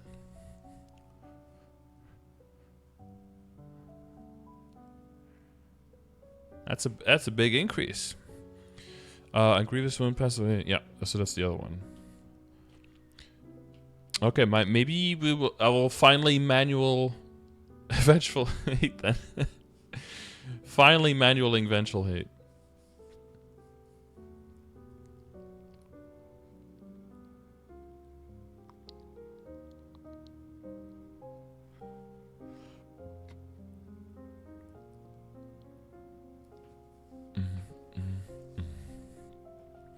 Error fixes. Error fixes. Let's see.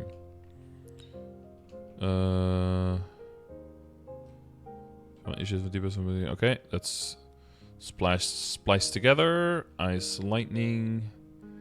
Splice together with here. Man, error fixes are usually just like more minor kind of things per class. Fixation where creation, gathering, announcement course 20 effect was not being applied. Same thing with Bloom. Fixation where the skill effect was not displayed for other characters.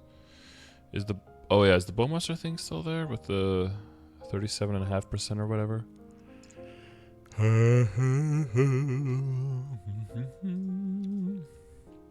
Monster search decrease.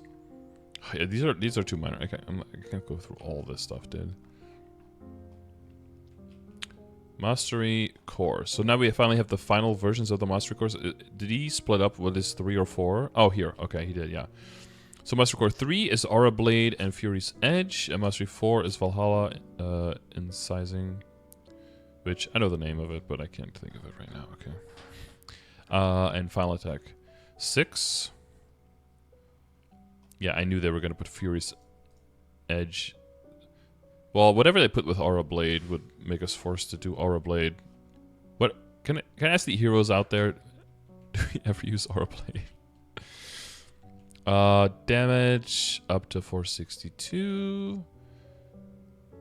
The time required to link Final Blade has been decreased by about 43%.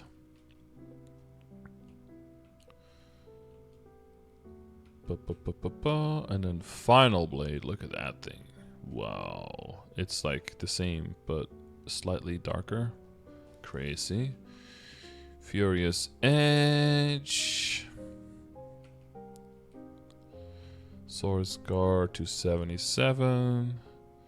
Was it the end?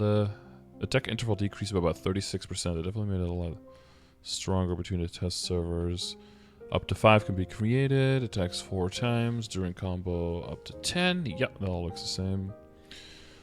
We dine in Valhalla. What was the final attack one? That's the same. Cool. Valhalla test server. Valhalla real server. Same, but different, but same. Same. Shit. Oh, there we go. Why is Aura Blade? That's a good question. Okay, same debuff, same party buff, same length, same.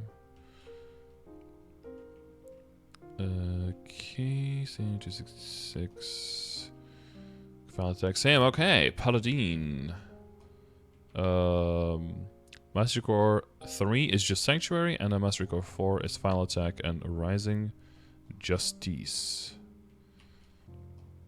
Any Paladin changes here? Yeah. 237. From 316 to 237. Yeah. 8 times on 15 enemies. Oh.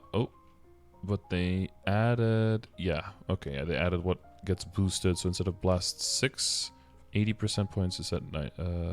from 91 to 80. But also Divine Judgment 6's damage increased by 410% points. Final attack. 65% 160, sure. And then they changed Rising Justice damage to 1060. Did that go through the same? Yeah. 773, 26. Cool. Dark Knight. Beholder's Revenge 6, Final Attack 6.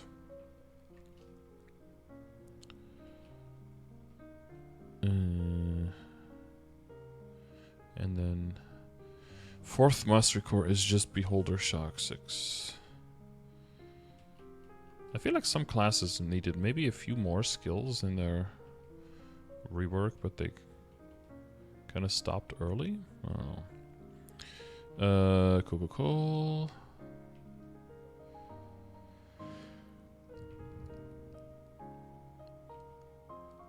Inflict the Mark of Vengeance.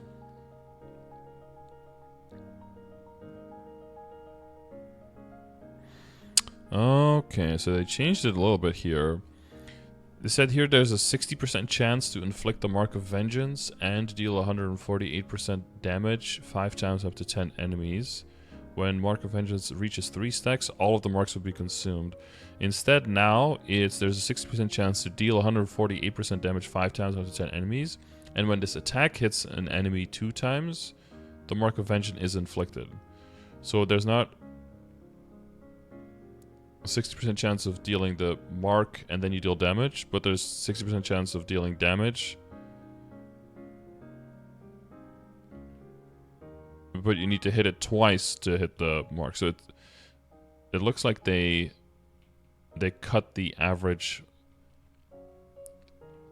time to get the marks and to get the skill to activate in half. Sorry, they doubled it.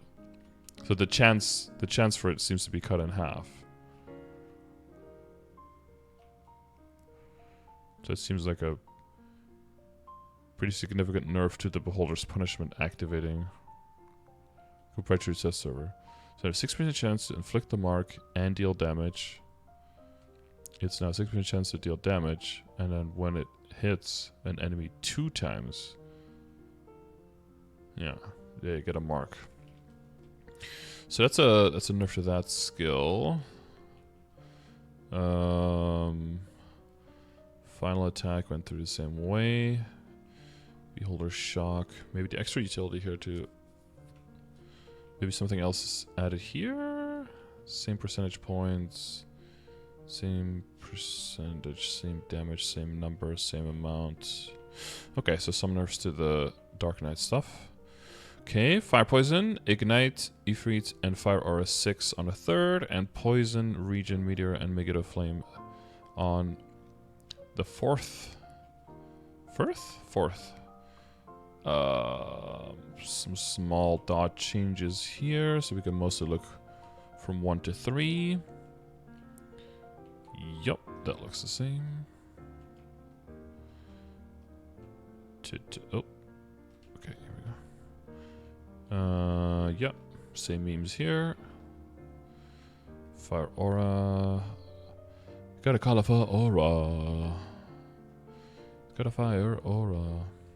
You've got a fire aura. No, you chat. You've got a fire aura, bro. This looks like it is all the same. The percentages, the numbers, the memes, the durations, the debuffs. It all looks the same. Yeah, that all looks the same too. Yeah. A little change here. Oh, that's just a spacing. Regenerate and was changed to regenerate. Good job, Max. A+, dude. Then we have third mastery core is Lightning Sphere and Cryo Shock, and then fourth mastery is Thunder Sphere and Elkines. Elkans. Elkines, bro. Sounds better. Action delay decrease on Lightning Sphere. So let's see if that went through the same as well. I'm assuming that went through. Probably just not mentioned specifically here. But excuse me. Cryo Shock. Interesting new skill. They didn't change anything with that. Okay. Thunder Sphere 6. Whoop. Same duration, same amounts, same percentages across the board. Okay. Elkines. Looks the same. Cool. Bishop. Third Master Core, Angelic Touch, Fountain of Angels, and Bahamut. And fourth Master Core, Genesis, and Heaven's Door. Knocking on Heaven's Door. Hi. So there was quite a lot of change here with Angelic Touch, if I remember correctly. Holy Relic's duration increased from 60 to 90. From 975 7 times with the 6 enemies to 590 instead. Ooh. And you see affected by a debuff that lasts for 60 seconds. That decreases their defense by 44%. Create a holy relic on location. Angel attacked. Angelic touches debuff.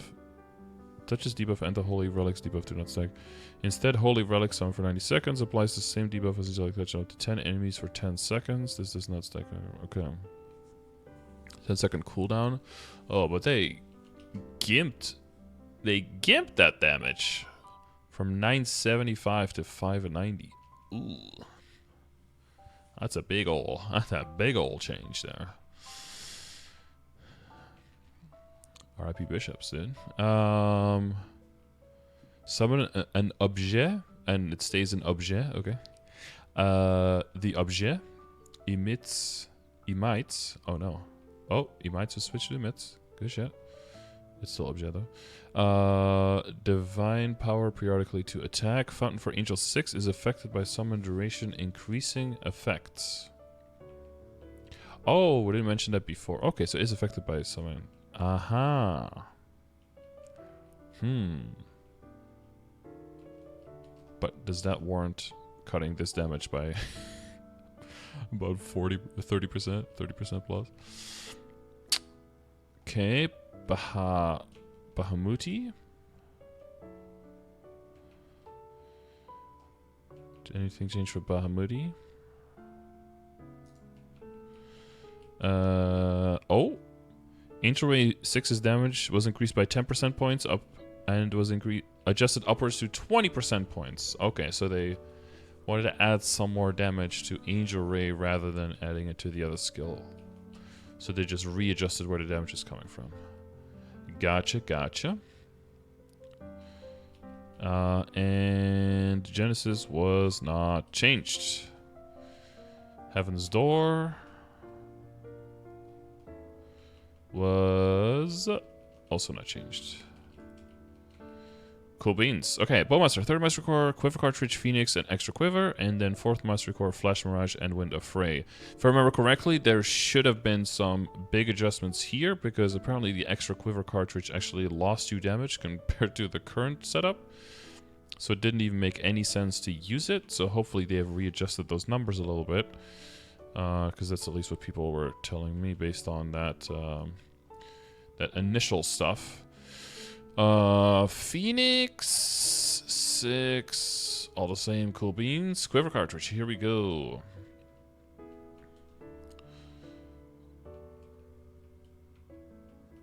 And they didn't change anything.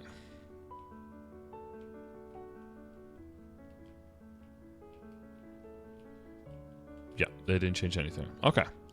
So, if anyone is a Bowmaster and they still want to specify exactly what that means, because I don't remember the details, I just remember hearing that the change was bad.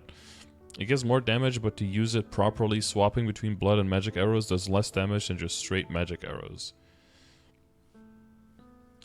Bowmaster L, I think it'll help you if you're at least using blood arrows for some of it, but if you're using blood arrows, it's because you need a survivability. And if you don't need survivability, you're just using magic arrows, and then you wouldn't use it. So, I guess it's somehow, it's like 2% of the BA. It feels like it technically could have value in a boss where you need blood arrows for the survivability sometimes, and then you would only use magic arrows some of the rest of the time, and then in that situation you could get a little bit more damage out of it. But if you... Yeah, but typically in bosses you either need the lifesteal and then you want to stay in blood, or you don't need the lifesteal and then you want to stay in magic. And this one seems to fill a niche that doesn't really exist. All of this is giving extra damage while using blood arrows. Wait, don't you have to fill it with both or something? Oh, you could also fill it with just blood arrows? Oh, so it's to mitigate the loss of damage when you are using it purely for lifesteal?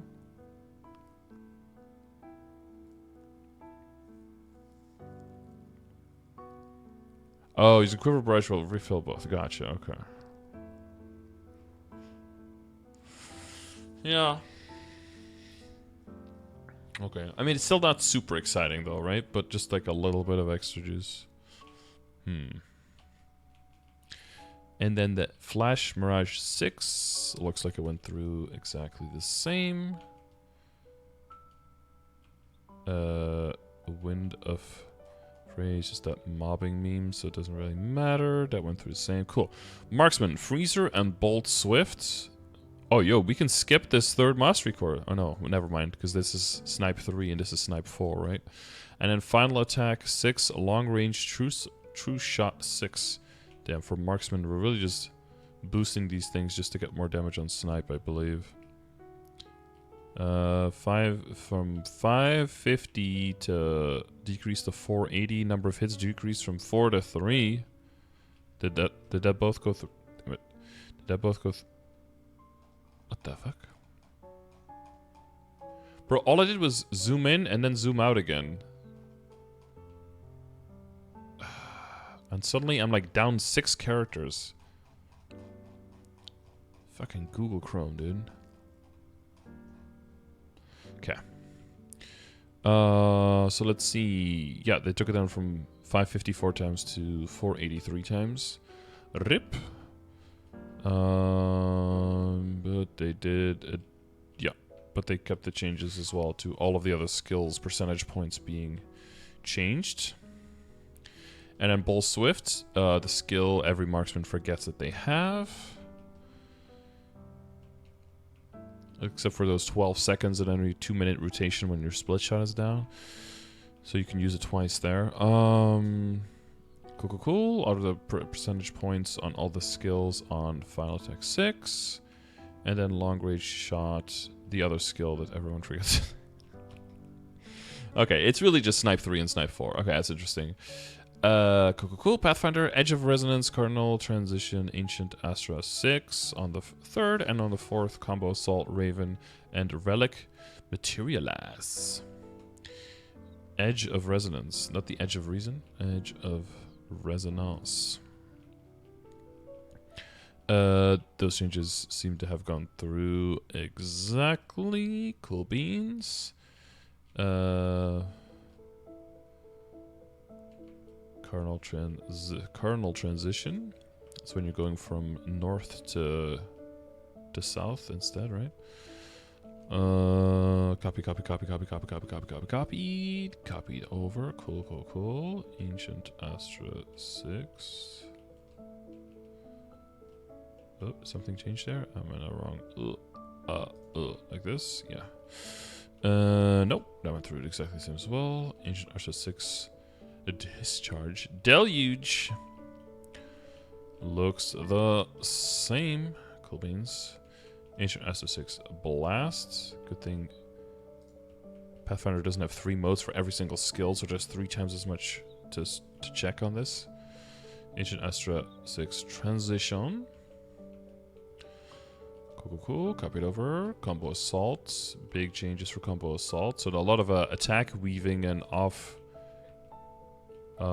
This skill can be linked with Cardinal Transition. Does that mean? Oh, and the cooldown was taken down from 20 seconds to 15.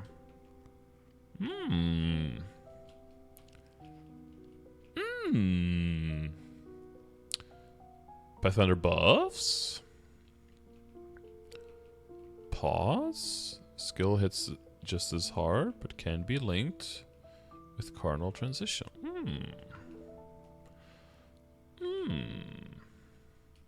Ooh, these numbers were changed here, though. For better or worse? For better. Oh, wait. But that was changed here, right? Yeah. They changed these numbers here already. Yeah, so that's just those numbers. So is it the same as those? 1854. 4 times? Instead of 1535 one time. Yeah. Yep. 1535 to 56, and then 5 to 7 times, and the cooldown decrease. Yeah, okay, that's all the same. So no extra changes to these guys then, probably, but maybe. Yeah, nope, that went through the same, just the same cooldown. Okie dokie. And then the bird. Okay. PF still dogshit class? From what I heard, that is not accurate at all. From what I heard, Pathfinder actually really good. It's just not most people's cup of tea, you know? When you consume 50 relic gauge, gain 1 controlled curse. You can create up to 50 controlled curses. Okay. When you attacks hit an enemy, consume 1 controlled curse. Okay, so they're limited at 50. I don't know how crazy reasonable it was to get more than those, but I guess that's one little limitation on Pathfinder that was added. Can confirm PF kinda doo-doo. I'm not like a PF lover or stan in any kind of way, but I feel like PF is probably one of the classes that's a little bit more. There's a lot more to it than what seems like on surface level, and if you really get into it, there's probably a lot more capability than that the PF had. Sentences that the PF has that you might see if you only have like a limited access to it or experience with it, I think. Okay, Night Lord, Dark Flare, Showdown, Challenge, Darkness Shuriken for the 3rd, and Sudden Raid, and 4 Seasons for 6. So probably a bunch of passive buffs on these, right? To make sure that you buff the long cooldown AoEs that you would otherwise never use. Okay, Dark Flare. Change the same thing. Oh, quadruple throw damage on a Dark Flare. Didn't see that one coming. I would have expected that on the other one. Same damage, same damage numbers. Darkness Shuriken. Wait, number of enemies hit from 3 to 5. Did I just look over that? No, here it says 3 enemies again. Oh, wait, so it changed from 3 to 5 back to 3. Or this is a mistake. It looks like they went from 3 enemies to 5 and then back to 3. That's what it looks like. Okay. So small adjustment again for the flare. Probably see the same change to the other flares for the other characters. I would be guessing. Shuriken, instead of lasting for 20 seconds, it lasts for 10 seconds. They changed that here, right? Yes. Yes, but then more damage, right? But you can increase the duration still anyway. Fixed issue where the effective cooldown resets. Every 5 seconds your directly attacking skills hits an enemy, the duration is increased by 7 seconds. The duration will be increased up to 60 seconds. Yeah, I think it's fine to increase the damage and then decrease the base duration because people would be capping it out regardless, so it will just be a net positive anyway to the total damage, right? It'll just hit harder. Sudden Raid looks the same, or does it? Oh yeah, this gives the Assassin's Mark percentage points. There it is. Someone's good. It's got about something, otherwise we ain't leveling that. And then 4 seasons damage. I don't think it's the same. Is it 4 seasons? Is that the same name in GMS? I think it is. And then the big attack was nerfed here. Instead of 7 strikes, it deals 797 times. It's 6 strikes, it deals 797 times. So it's one little loss of about 5,000% damage there. 5,500% damage. Again, I don't know if that has to deal with people feeling like they need to weave it in whenever they have the empowered one. But I mean, you have to hit to activate it. It's not a time. It's not a time linked activation. It's a activation linked activation. So I don't feel like people would be using it to weave into bosses anyway. But okay, so that's another minor change there. Dark Flare 6, Cruel Stab 6, and then Sudden Raid 6, Shadow Veil 6, and Covert Shadow for the Shadower. So did they do the same thing here? Enemies increased, and then enemies... Yeah, so... Okay, so all the Dark Flares went from 3 to 5, and then back to 3. Oh no, this one did go to 5. So I'm wondering if this is a typo here from Max. The Dark Flare 6 for the Night Lord, if this is supposed to be 3 here, or if this is supposed to be 5 as well. It's not a huge difference, but just, you know, to double check. If anyone is a Night Lord and cares a lot, maybe send him a tweet or something to check on that. I guess I could at Orangemushroom.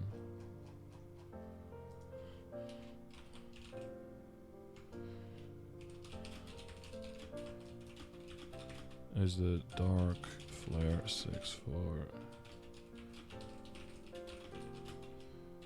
5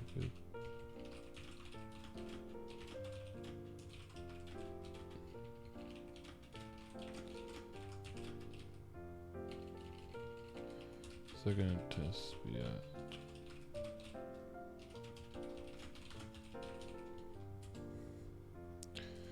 Boom, tweeted. Let's see if he can double check that. 580 on 5 enemies. Lasts for 60 seconds. Cruel Stab. Some people were not too happy with Cruel Stab changes, I thought, but mostly the look of it, I think. Those numbers went through the same. Sudden Raid does the same. Shadow Veil, now cancelable with the effect thing, does the same. Pulverized Covert Shadow. They may have changed something with Covert Shadow, but I know. Oh, yes, they did. If you are inside smoke screen when you're first directly attacking skill while in dark side hits an enemy, Shadow Edge is instantly applied.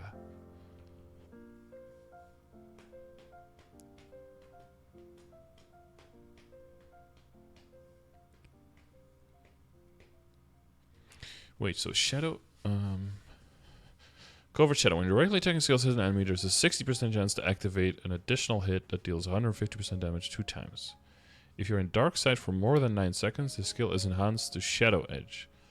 Shadow Edge is 3-second duration. When you're directly attacking skills hit an enemy, there is a 100% chance to activate a deadly strike that deals 160 damage 4 times.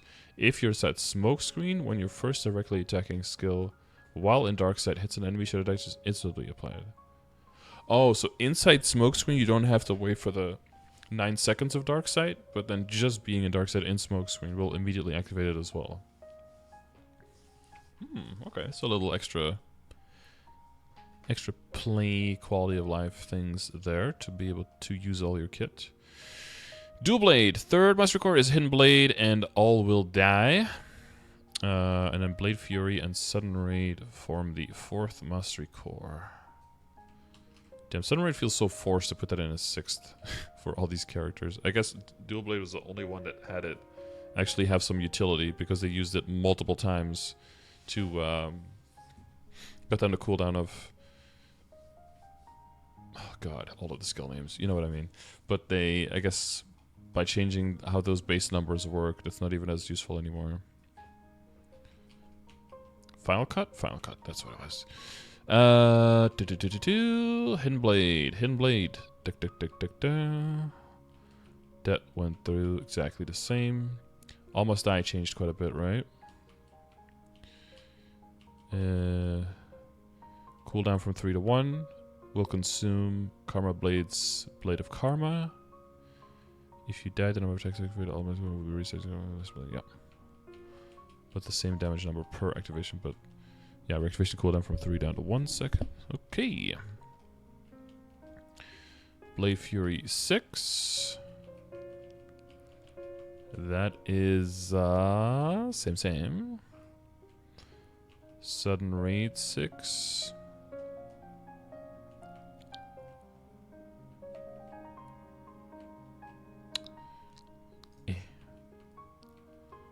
It's a hard one here. There we go. Use a skill, final cost go decrease. So no more cut down, yeah. And they increased the damage from 839 7 times to 1020% 7 times. And then enemies hit will take 511% instead of 590%. Okay, so more upfront versus in the back. And then Almost Dies damage increased by 400% points is the main reason now, probably to level it rather than to get more final cuts out of it. Definitely changing what the utility of that skill is. Okay, Buck getting Serpent Stone 6 and Hook Bomber 6, and that's it. But I don't think that is nothing, because that ends up being quite a bit of your damage. Oh, extra change here to Serpent Assault and range 6. Instead of... It summons the Sea Serpent for 5 seconds. Periodically deals 905 6 times up to 6 enemies. And then if the... Okay, and then if the attack is activated 10 times on a single enemy, it will disappear. Okay, so it can... Oh, so okay, instead of hitting 905 6 times on up to 6 enemies, it just appears for a while and it can attack up to 10 times. Okay. That makes that quite a bit more juicy. For the Enraged version there, okay. And then we have Hook Bomber 6, you know, the skill that every Buck wanted to have boosted. It's really just Hook Bomber, huh? Hook Bomber 6 for a whole Mastery Core. So they have to add a bunch of passives to it, otherwise nobody will level it. Otherwise it's just fragment consumption. Yeah, so Fist and Rage 6 damage increase to 128, 175, 75, and 128 on Super Fist and Rage Shockwaves, yeah. So that's just a mandatory fragment dump. Cool. Captain. Headshot 6. Quick draw will no longer activate 2 times from enhanced headshot. When the skill hits an enemy 2 times, the next headshot will activate Death Hail. Instead of every 15 seconds, the next attack will be replaced with an enhanced headshot.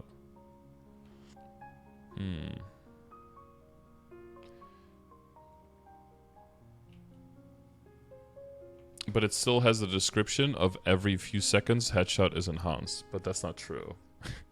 It should say every third shot it's enhanced, right? They should change the description now. What is the current cooldown for headshot?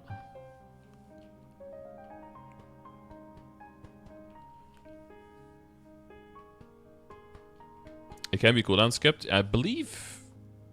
Do people use cooldown hats for this one?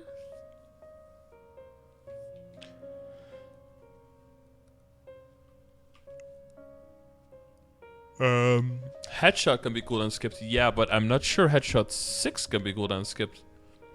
I don't think 6 job skills can be cooldown skipped at all, right? Doesn't the cooldown skippable feature of skills change when they go into 6th until, again, exactly? They have to mention specifically that they can be cooldown skipped, no? Because they had to mention it with the Paladin skill. Fuck. I have to scroll all the way back up. Ah!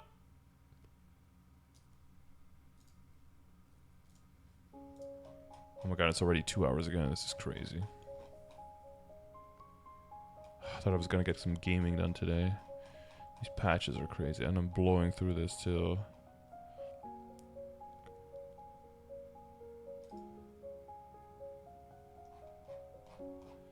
Bugs are disappointing, or? No, they just... it's still like artificial damage boosting. Which is... The skill... The master core is just named after a skill, but you're not really leveling it for that skill, you're leveling it for the passive it gets. As far as I understand, Ginger, the level 6... Oh, the 6 job version of all the skills, they lose the capacity to cooldown skip.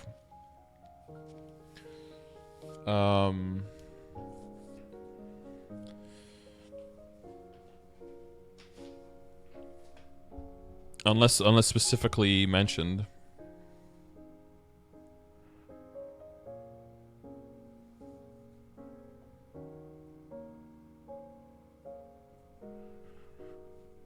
It's just cooldown, the regular cooldown. Oh, it's 5-second cooldown, yeah. So every third one would be about the same, right?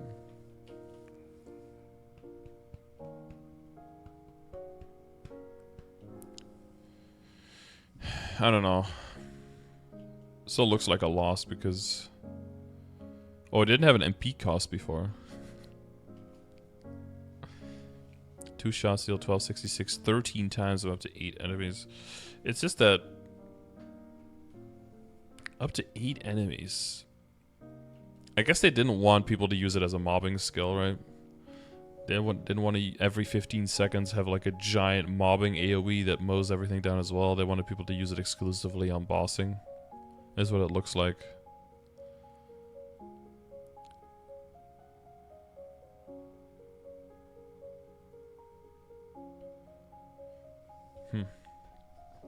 Okay. Any Corsairs who want to weigh in, let me know. If I'm misunderstanding something there. Fusillade. Yeah, that looks pretty much the same, yeah. Sign of Bombard. Oh yeah, this one was very confusing to me, because it looked like it does absolutely nothing. It just changes the look of the skill, but it has the exact same function.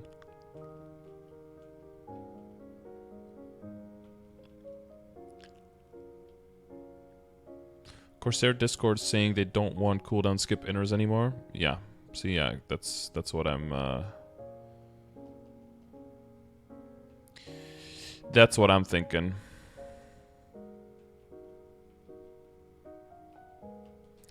You kinda liked skipping Scrambler? Yeah.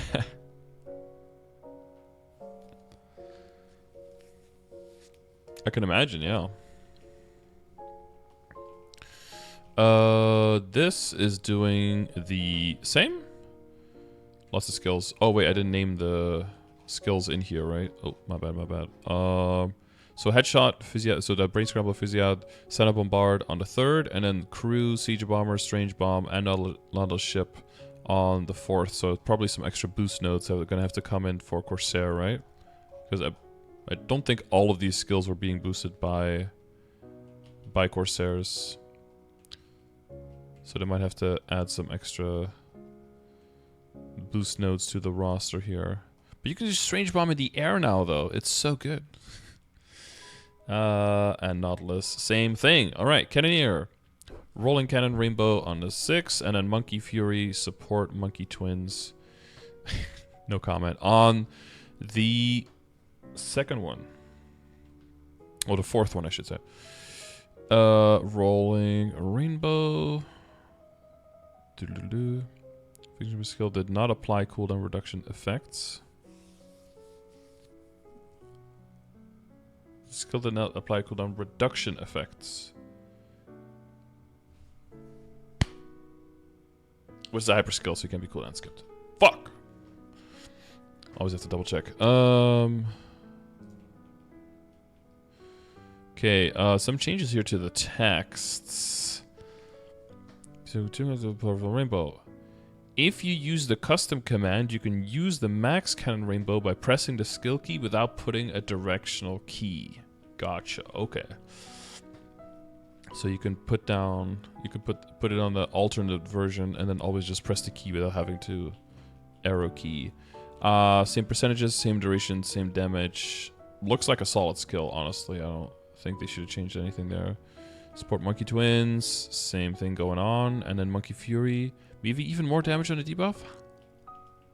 Nope, that all went through exactly the same as well. Cool. Mihail, Shield and Deadly Charge on the 3rd, and on the 4th we have Offensive, Defense, Final Attack, and Soul Majesty 6. Install Shield, same memes. Deadly Charge with the Sword Slash extra activation, big attack.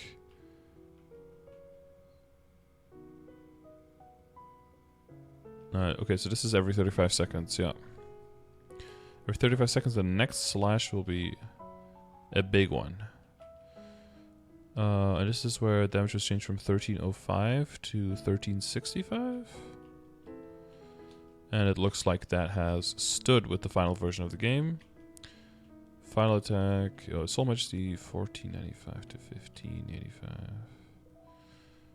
Final attack, same.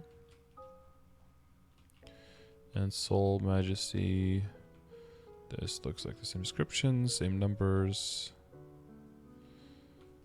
Does Wave of Light have its own? Oh no, he just colored it. Okay. 1495 to 1585. Yep, and that went through. Alrighty then.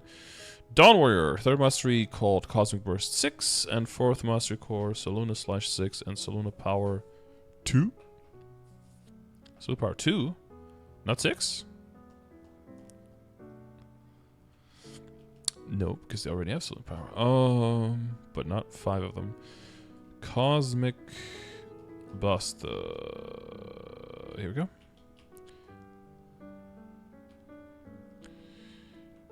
So that went through just like the first test server one. So then a slash.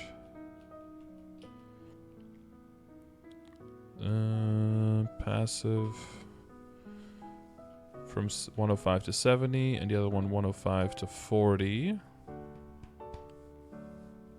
Of 140 to 105, sorry. Yeah, so they readjusted which skills it boosts so that you still feel compelled enough to level up the skill and spend the fragments. And then the extra 10% points on Soluna Power went through, and other than that, no additional changes. Okay. Blaze Wizard. Oh, I remember there were quite some changes here. Okie dokie.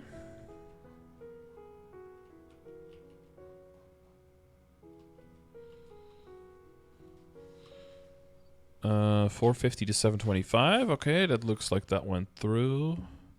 Checking other monsters. Increase damage by 40% on normal monsters. And then 770 to 1035. That went through as well. And that's all that changed with Phoenix Drive 6. Inferno Rise 6. Fire Lion.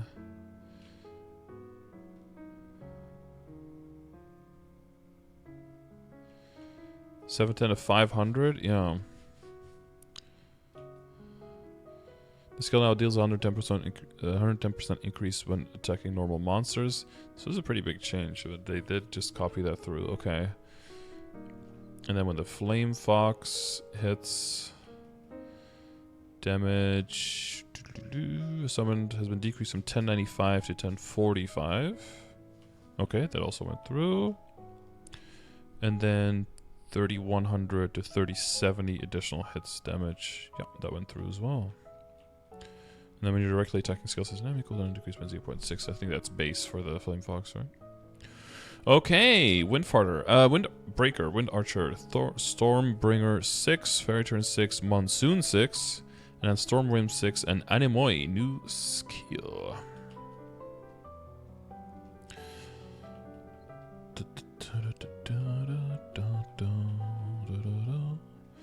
Attack range has been increased by about 5% on Mon-Sun, and a toggle for the visual on Anemoi.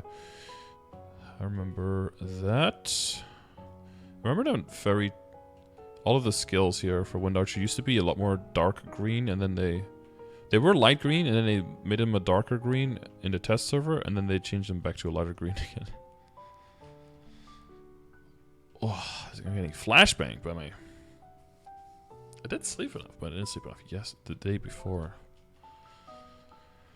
Maybe I had a little bit of sleep debt going on. And the toggles, same damage, same effects. Gucci. Walker of the Night. Okay, what ended up going through here? Because there was quite a bit of memes going on. For seconds, 0.3, and then while Shadow Bats is applied,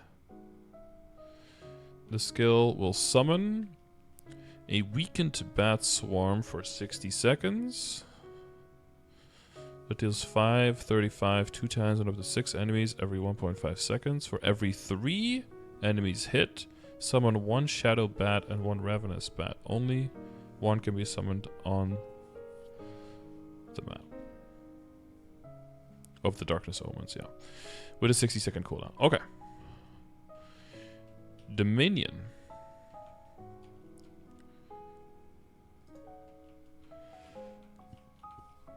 That looks like the exact same text, percentages, numbers, everything. And then Abyssal Darkness. Any memes here? Skill description changed. Okay. In proportion to the number of... Like that? It pushing the number of element darkness max. Okay, sure. Just description change. Gotcha. Thunderbreaker, Typhoon 6, Advent of the Sea God 6 on the 3rd, and on the 4th we have Sea Wave and Sea God Rigid Body. I hope that Sea Wave is going to be functioning. Maybe this will fix Sea Wave. Pause.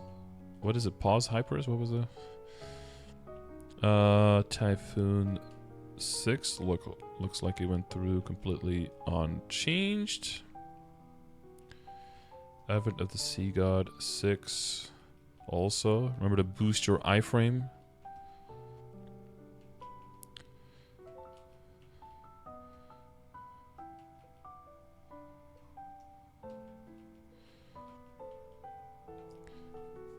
From 620, 5 times and up to 5 enemies to 1010 up to 5 enemies.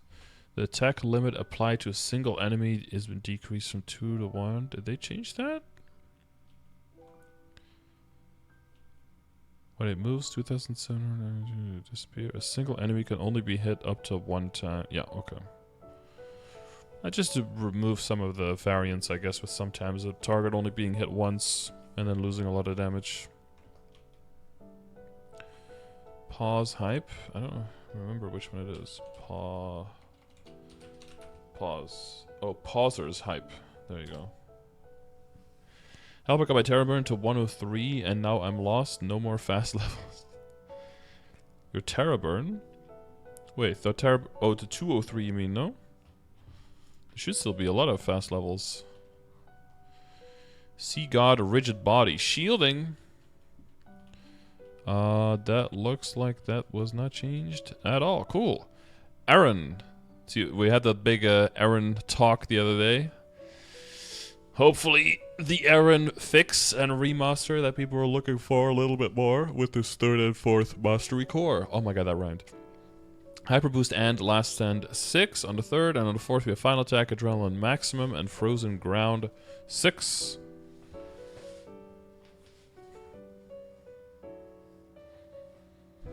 I did shade bossing and I did item burning, sea vellum to normal lotus. It was easier than I expected. Than you expected. I got him. Okay, just memes.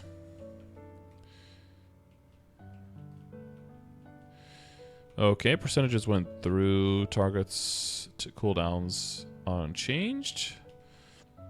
Frozen ground. Through unchanged. Adrenaline maximum 6. That description of the skill is so long that we need to look at it in 2 ways. And 2 screens, but that went through almost the same. Oh, this is just different color of the text, okay. Different color, but same. Oh, final attack can only be activated while holding a pole arm. Very big nerf there to Aaron's, who are usually holding short swords these days. Evan, Circle of Earth, Dragon Dive, Dive of Earth, and Dive of Thunder on the 3rd, and then Circle of Wind, Dragon Breath, Breath of Earth, Breath of Wind, Magic Debris, and Dragon Sparking in the 6th one, you know, in case there was still any question that there was a skill that was not yet being boosted. Probably some skills still are. I don't know all the Evan skills, okay? They have way too many with all those weird combos and shit.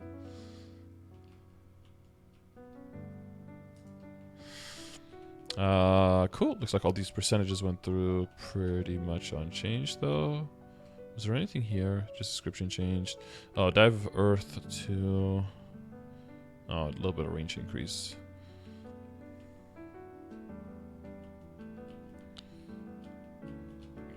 Yep, that looks good. That looks the same. Well, it looks good. Looks the same.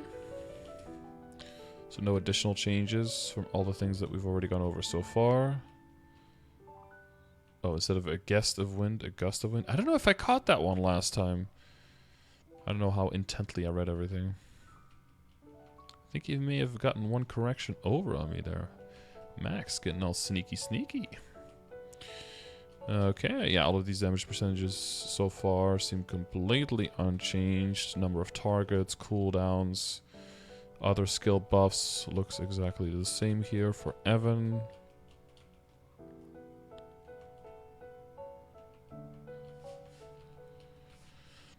Luminous, Third Massacre, Apocalypse, and Eternal Lightness, and then Twilight Nova 6 on the 4th Mastery Core. Imagine getting a completely new skill just so they can put it into the Mastery Core. Apocalypse damage from 652 to 768. Yeah, and the Larkness gauge increase. The Larkness gauge increase when cast has been increased by 20%. 21%. 20%. Eternal Lightness. Damage down, but more targets. Yep. That went through as well. Basically changed every single skill on on Lumi. They are actively working on Lumi, you know, you can see it.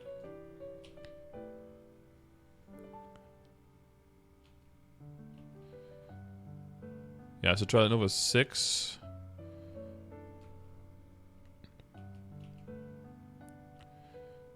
The damage on the hits was decreased, but the amount of hits was increased. So instead of 2,500 one time, it's just 1,600 3 times. So, you know, number go up good, right? And then the 4 explosions instead of 1,660 3 times, 6 times, it's 1,125 4 times, 7 times. So from 18, oh god, 18, 3 is to 6, so 24k to, from 24k to 31k on the big equilibrium as well. So across the board, booms. Okay, Mercedes. Third Massacre, Unicorn, Gust, Dive, and Strike Dual Shot. And then on fourth Massacre, Elemental Knights and Final Attack. So that second one is probably going to see a lot of boosting. At least I'm going to be expecting that. Some extra Strike Dual Shot and Elemental Knight changes were made in the second Tespia here. The other ones should look the same as the first Tespia, which this one does. This one does as well. Oop, scrolling. And then this one from 1045 to 890, but then Ishtar's ring damage by 20% points. And then 5 to 8 targets. Yup, okay. And then the Elemental Knights had an additional change to the cooldown, I believe. The Summit Spirit deals 650 damage 2 times. With no description. Oh, attack interval decreased from 4 to 2 seconds. So it hits twice as often but half as hard. But the resummon cooldown was taken down from 80 seconds down to 10 seconds. So you can get them all out there way faster. So they can start popping the boss for you. Okay, same. Oh, I've been cramping my hand from switching between tabs so often, dude. Enjoyed my Shape Awesome Mule. Had it since my first Hyperburn. The rework is nice. I no longer need to spin to win and take the boss max to the face. Yeah. Yeah, the fact that you could just place it down and do the other stuff, right? And the fact that the punches and everything come out a lot I think they come out a lot faster as well, right? Phantom it is. Phantom has Carte Noire 6 and then Rose Carte Finale. And Carte d'Amour on the 4th. I'm just going to do the actual French pronunciation. I don't know why they switched the word order if they're going to use French words. Probably should also use French grammar. Les grammatiques français. Okay. That looked like it just got copied over. Carte Rose. Would it be Carte Rose Finale or would it be Carte Finale Rose? Carte Rose Finale, I think, right? Rose Carte Finale. Looks same. Except it won't kill you anymore when you hit targets with it.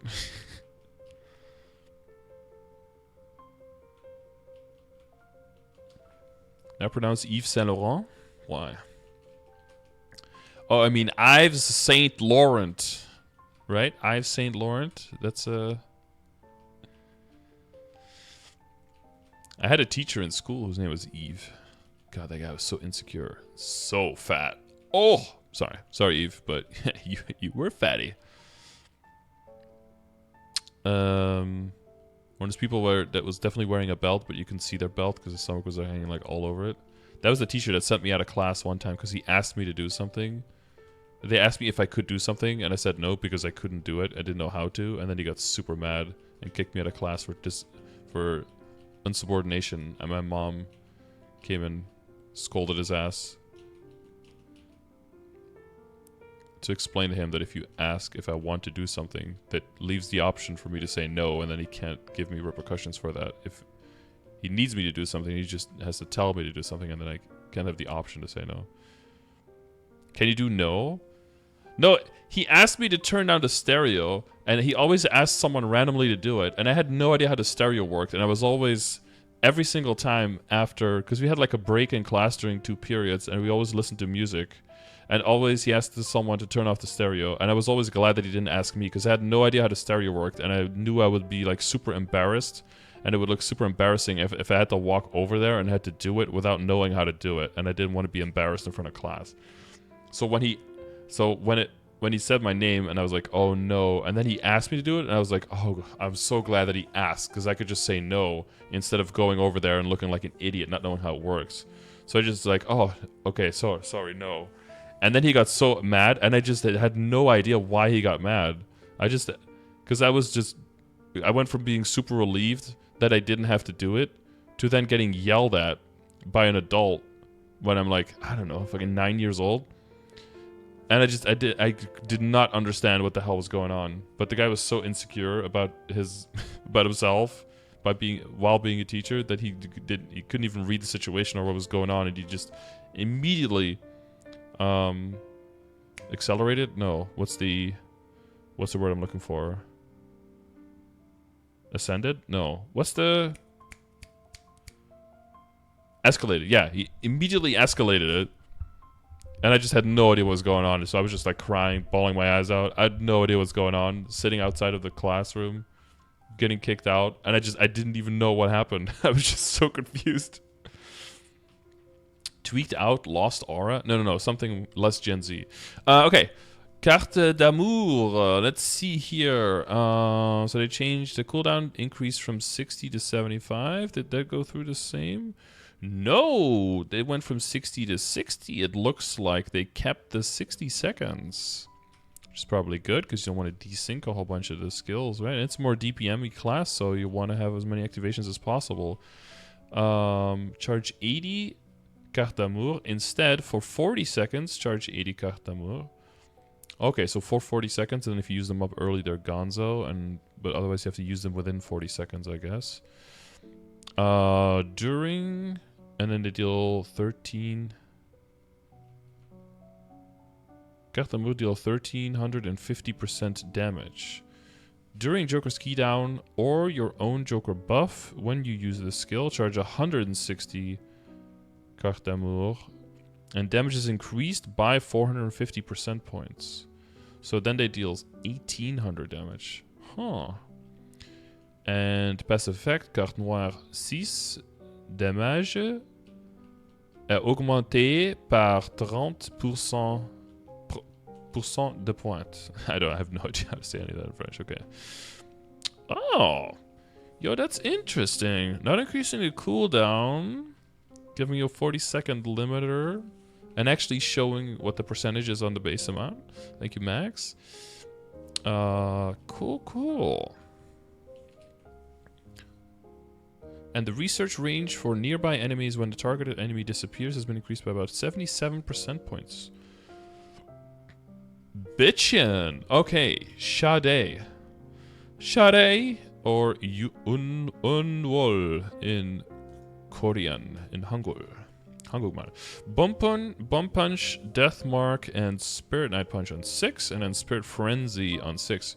Remember, the Spirit Frenzy duration for Shade was changed from 45 to 60 seconds on the base, so that should also help with Spirit Frenzy 6. Let's see here. Bomb Punch 6. Don't punch bombs in real life, chat. Not a good thing. Only if you're a Shade, or if you want to become a Shade. In a video game, like MapleStory. Death Maku. Shiksu has not changed additionally by the looks of it. No, they added that Soul Splitter damage increased by 662. How much of your damage is actually done by Soul Splitter? Does that even... oh, Spirit Night Punch's icon changed just a little bit. What the hell? It went from this to this? That is very different. That's not even remotely the same. I thought this looked weird. This looked like an old unused sprite for Blaster or something. Okay, this makes more shady sense. That's a big change though. Okay. Percentages. Oh, extra damage loss. Ooh, extra damage loss, boys. The third hit, instead of 713%, instead of 713% damage, is going down to 605. Okay, but it looks cooler. Spirit Frenzy. Let's see if they talk here about the duration. Oh, Spirit Frenzy 6 just has a different duration altogether. Never mind. It just has a 30-second. Oh, will be increased by 1 second up to 45. Wait, summon Spirit Frenzy for 45 seconds? Oh, no, so they probably removed that because it's 60 seconds here now. Yeah, okay. But the cooldown for Spirit Frenzy 6 is 30 seconds. Yeah, okay. Birka deals 557, 8 times with 10 enemies. Yeah, okay. Yeah, so they did include that change with it. Okay, cool. Too much punch, not enough Fox. Foxy. Blaster. Revolving Cannon, Mastery, Hammer Smash, Shockwave, Punch. On the third and on the fourth, we have Revolving Cannon and Hurricane Mixer. It's the fucking Catalina Wine Mixer, bro. 700 to 788. 788, sorry, to 700. Other way around, rip. Big old skill effect, is that the same? Sure looks the same. These sure ain't officer scufflings.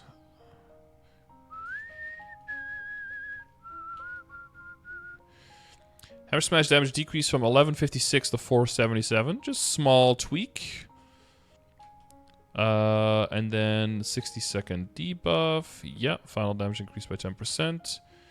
And then added Magnum Punch 6's damage by 85% point and Double Fang 6's by 70% to make sure that people would want to buff this skill, or this mastery core, I should say. Changes to the Shockwave Punch 480 to 315, and then normal monsters 715% increase down to 380. That's just some weird. They really shifted around a lot where the damage came from and where the damage boosts happened. And then it looks like Revolving Cannon 6 is the same, but there's some extra text here. By holding the skill key down, the charge, you can manually reload your bullets. You can charge, even while using other skills, and you can charge up to 2 skills at the same time.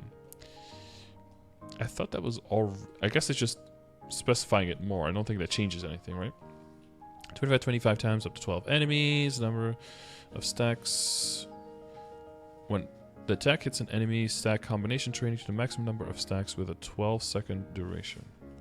Cooldown 10 seconds. Okay. Battle Magie. Dark Lightning 6 is the third mastery core, and Dark Genesis 6 is the fourth mastery core. Pretty straightforward. Nope. There we go. That's closer. Dark Pinnacle. When the mark attacks 15 times, it will be consumed. Oh, that changed to when the mark attacks 30 times. Teleportation damage decrease from 270 to 200 also went through. Okay. And then Dark Genesis 6, which looks cool as hell. A little bit of spacing happened here, but nothing actually changed to the description, so Dark Genesis 6 went through as advertised. Wild Hunter, third mastery core, Summon Jaguar, and fourth mastery core, Assistant Hunting Unit, Drill Container, and Final Attack. There wasn't much here, right? Debuff effect fixed, yeah. I don't think there was too much during the test server changes. Are Wild Hunters saved? That's not a rhetorical question. That's a question for the people in the chat and people who actually play Wild Hunters. If you're watching this YouTube video, please let me know. I don't know enough about this class. I wanna love it. I actually did love it during Project CRA, probably now like 6 years ago. I thought probably Wild Hunter was one of the strongest characters I'd done Project CRA on. One of the most self-reliant and the easiest, one of the easier characters to do C-Val on, honestly. He had way more utility and damage than a lot of other classes did, so that was a huge win, honestly. A lot of other classes struggled with C-Val, but Wild Hunter just destroyed it. You love it as a boss meal? Yeah, I might give it some love, honestly.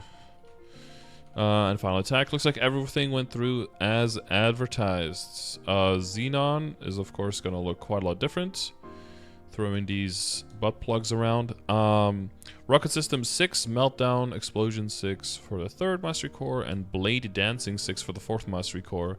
Can you guess if there's going to be some passive skill augmentation of other skills in there? Because who's going to boost Blade... I think...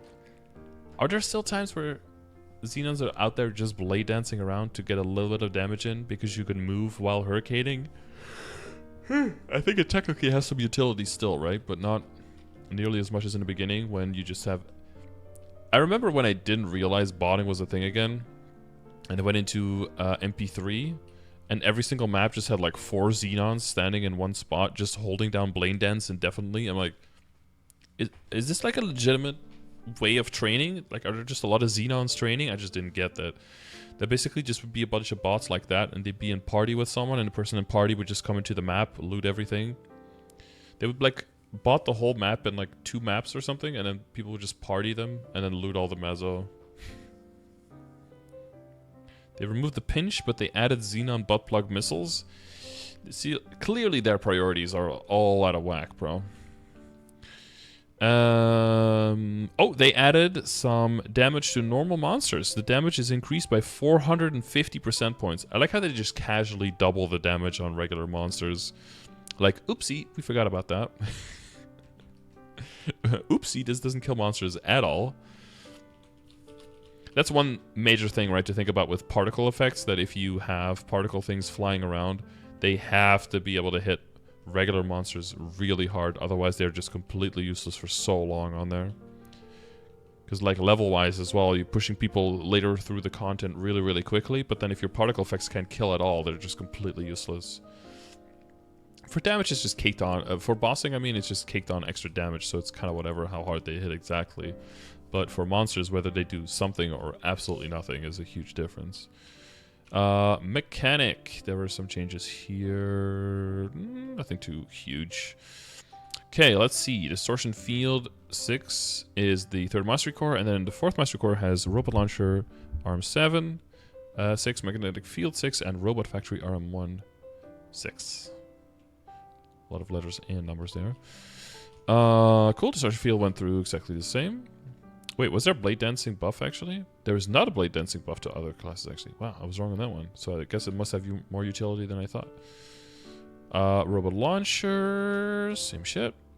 Magnetic Field.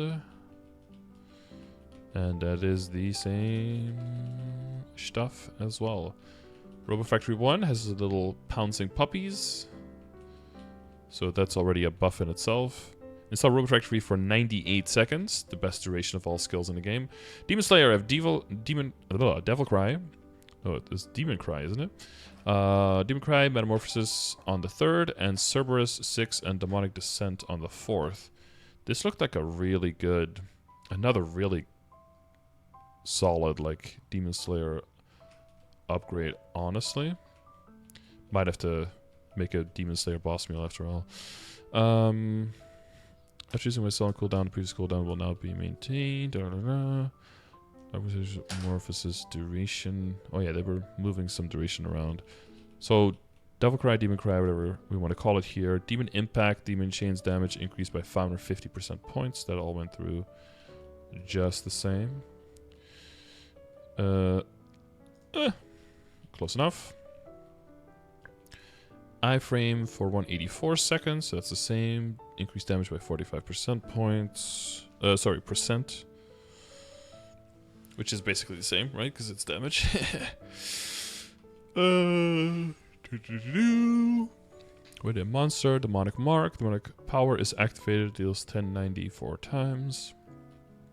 1 second reactivation. Cooldown went up a little bit on Dark Metamorphosis as well. And the passive effect, the Demon Impact 6's damage increased by 15% points. Goddamn this class, bro. And then Cerberus was changed, I thought, quite a bit, wasn't it? Or am I tripping? It was definitely not changed at all. Well, okay, I am tripping. Tripping. Oh, but they added Demonic Descent. That's the spooky one that happened. Oh, here it is. Jesus, I thought Demonic Descent was just gone. I'm scrolling in the wrong thing. When you're on directly attacking skills, except common skills, hit an enemy, activate 4 demonic roars to deal 90% damage 7 times, up to 8 enemies with a reactivation cooldown of 20 seconds. When you cast Nightmare, the reactivation cooldown is reset 1 time. During Nightmare, the reactivation cooldown is fixed to 5 seconds. Yeah, so you can min-max within your origin to get some extra demonic descents out.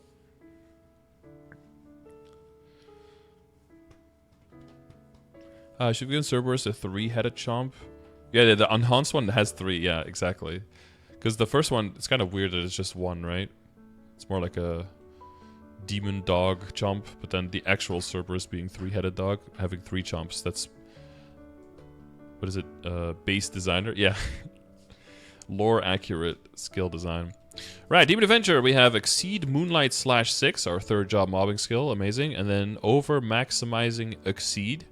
A little bit of redundancy in the name there. And then 4th Mastery Core, we have Thousand Swords 6 and Enhanced Exceed 6. The black sparkle here almost makes it look like it's a running stick figure. Never mind. Okay, the damage was increased just a little bit here as well, from 633 times to 1143 3 times. You know, just a slight adjustment of about doubling the damage. Over maximizing Exceed was doing quite a bit more damage as well, right? 1620 to 24 hundo.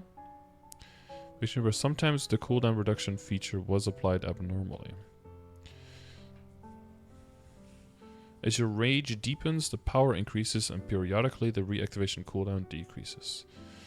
When your current HP is 10% max HP or higher, and below 61% max HP, the reactivation cooldown is decreased by 0.3 seconds. When your current HP is lower than 10%, the reactivation cooldown is decreased by 4 seconds. The reactivation cooldown will not be decreased below 1 second. Reactivation cooldown, 6 seconds. Some extra damage. Thousand Swords. Another mobbing skill that already kills, but it gives execution 300% points of damage. So that'll actually be pretty nice for DA here. Sorry, looking at it a little bit biasly for myself as well. Infernal Breath 6 is a 3rd Mastery Core for Kaiser, and then the 4th Mastery Core is Wingbeat 6 and Petrified 6. Looks like there's some hits increase that happened between the 1st and the 2nd Tespia. Infernal Breath 6. That looked like it just went through the same. Wait, huh? Did they change it back? The morph gauge boost when ultimate hits an enemy has been. Oh, the morph gauge boost part. Okay, yeah, that's not. I guess that's not mentioned specifically in the description because that's changed to. Is it Infernal Breath 6? Or is it just regular Infernal Breath? Oh, an ultimate Infernal Breath. Gotcha.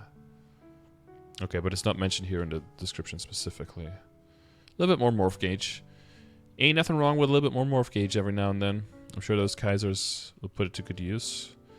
Wingbeat 6 went through the same. Boosts all your other skills. Well, not all, but a lot of it. And at Petrified 6, of course, those skills are going to be very different, hitting a lot harder, more lines, more enemies, all that stuff. Okay, Kane. Dragonfang, Shaft Break, Possess and Execute, Deep Phantom Blade 6, and Remain Incense 6 on the 3rd. And on 4th, Death Blessing, Chasing Shot, Sneaky Sniping 6, Possess and Execute, and Sneaky Sniping. What? Okay.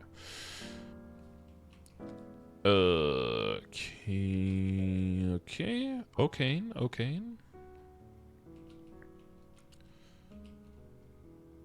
Alright. That went through... Oh, not exactly the same.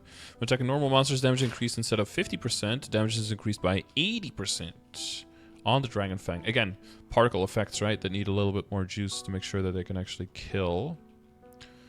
By the way, adding 2 whole mastery cores, if you're already near maxing your mastery cores anyway, it's gonna slot in more easily, you know, with what you're already working on in your Hexa. But for newer characters, the leveling up order of the Hexa is going to be probably changing a lot for all the classes. So definitely, if you're working on a new class, definitely check out if any and all of the mastery cores for new classes are very good value or not. I thought it was me watching the stick figure in the middle. Oh, it wasn't just me. Okay, good to know, good to know. Then this one here, Chef Break 6, looks like it went through exactly the same. Chef Break Possess as well, yep. Phantom Blade 6, same. Remain Incense 6, that looks like same. Death Blessing 6, longer skill description please. I do not see any difference in the numbers. That look like same as test server. Cool. Death Blessing has an extra change here. When attacking normal monsters, damage is increased by 30%. Not percent points, but by 30%. So it is like a 30% normal monster damage line on this skill specifically. Let's be honest, we're only using that on mobbing anyway. So why not just improve the basic damage? Haha. Sneaky sniping. Sneaky hobbitses. Sniping. Possess / execute. Sneaky sniping. Oh, that's one? Possess. Oh, PE. Gotcha. The more you hold the key down and aim, the attack range will change. It will increase, yeah. You got that too. Okay. Spelling change, but nothing else to the skill. Okay. Kadena. So we have Scimitar, Claw, Dagger, and Needle Bat and Crush on the 3rd Mastery Core. Then we have Shotgun, Knife, Bomb, Brick, and then Take Down Professional Agent 6 on the 4th. Just all the skills, basically.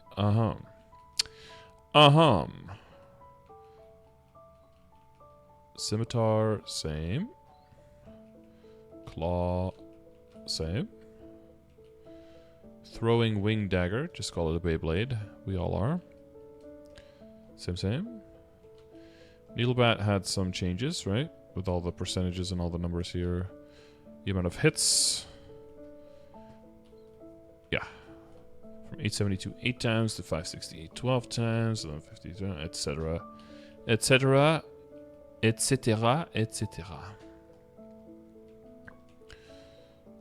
But that's the changes from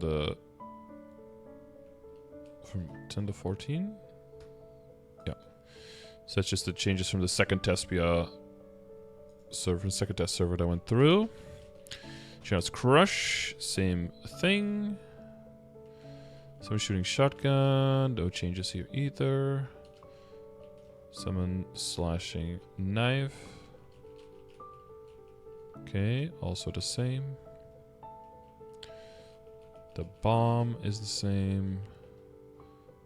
The brick is still bricked. Let's take down, again, longer skill description, please. But I think this went through exactly the same. These percentages all look very, very similar. All attacks have an additional 80% defense ignore. What? That's crazy. Yeah, and there was just some animation changes, right? Professional Agent 6. Same percentage damage, same cooldown, same everything. Alright, AB. Supernova 6 on the 3rd core, and on the 4th core, Primal Roar and De Capo Fettuccia. Fettuccine. Fettuccini? Linguini.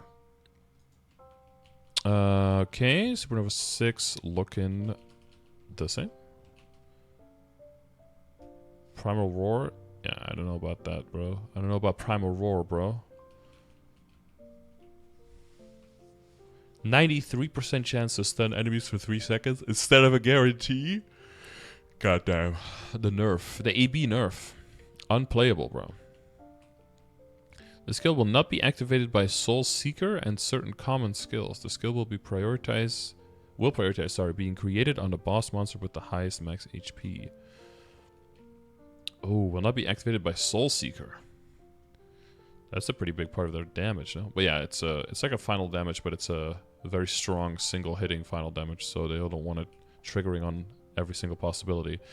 3rd master core for 0, we have Flash Assaulter, Spin Cutter, Front Slash, Throwing Weapon. On the 3rd, and then the 4th one we have Moonstrike, Pierce Thrust, Shadow Strike, Upper Slash, Power Stomp, Shadow Rain, and Infinite Resonance. Okay. Blah, blah, blah, blah, blah. Damage, same. Spin Cutter, description, damage, same. Front Slash, 6. Same. Throwing Weapon, 6. Ooh, change from here. Went through 3 to 4. Fixed issue. Yeah. Okay, so the second test PR, the last version we had of that did go through. Okay. Wait. Spin Cutter. Oh, Spin Cutter is mentioned up here. That's weird. It's mentioned higher up on those notes. But it's mentioned here after the same skill. Moonstrike 6. Moonstrike. Oh, same thing with Upper Slash. Oh, he's going out of order here. That's a big difference, yeah. From 1 and 1. Oh, and then they added a passive damage to a lot of other things. What's up, Sarah Donald? Pierce Thrust 6. Damage adjusted according to this one to 75, and that went through. Okay. Shadow Strike 6. 2 damage changes here as well, right? 4, 76, 331. Oh, 4. Wait, yours says 476. And then it says it went from 465. Oh, that's a different number. To 331, and it did end up at 331. Huh. And 780 to 514. That looks like it did go through. No clue what this 465 and 476 is, though. Although 6 and 5 and 7 and 6 are next to each other, so maybe that's just a typo. Memo. It happens. Upper Slash 6. There's changes up here to Upper Slash 6. From 433 to 307, yes. And then a bunch of passives on this skill. Yeah, okay. Makes sense to just take away a little bit of the damage of the skill precisely and just add it a little bit to other stuff. Okay, oh, this one was not shown here to be nerfed, but this one also changed quite a bit. The Power Stomp 6 one. From 670% to 432. Ooh, that's a big additional adjustment here. Okay, hopefully the rest of the skills survive. Shadow Rain survives same damage, and then Infinite Resonance had that attack change from 70 for 3 stacks to 45 for 3 stacks. Ooh, losing 75 weapon attack. And ultimately they went with... Yeah, they went from 75 to 45. Losing that 75 weapon attack. Yowza! Kinesis! Oh my god, we're almost there. We can almost get to the actual event. 3rd Mastery Core, Ultimate Train 6 and BPM 6, and then Telekinesis 6 on the 4th Mastery Core. It's only 75 attack. Yeah, multiplied with all the percentage attack, it's more like 150... 150-ish probably, right?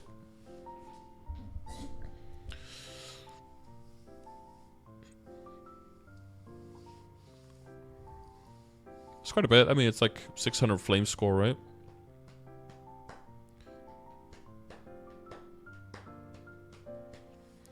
Multiply by 3 for each stack. Oh no, 75 losses to 25 loss per stack 3 times already. It was 210 and went down to 135, so minus 75. You're being facetious. Scardor no sabe. Kinesis. Anything happened to Khaleesi over here? The distance training is created at when cast has been decreased by about 19%, so you don't cast it across the galaxy. And you could be a little bit closer on top of the boss, because that's where you want to be for the other attack. The pound thing, the 1,000-pound thing that you're dropping. Or £1,000,000, I don't know. The big weight, right? Ultimate BPM 6. Looks like it just copied over. And then Telekinesis 6.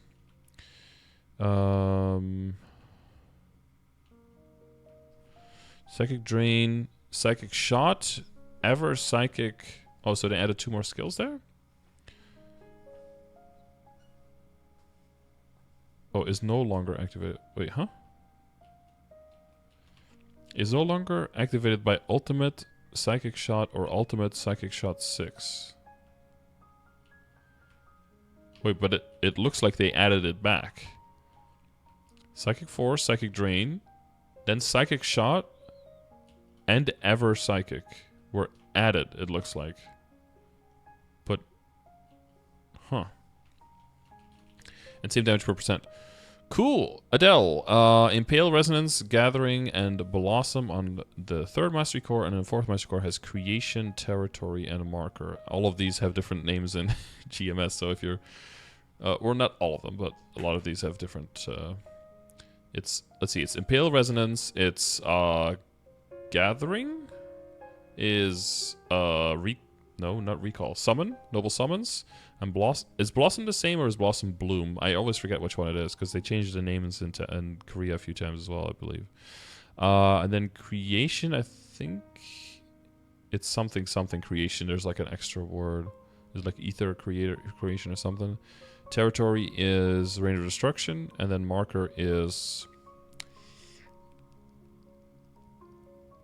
Is that Shardbreaker?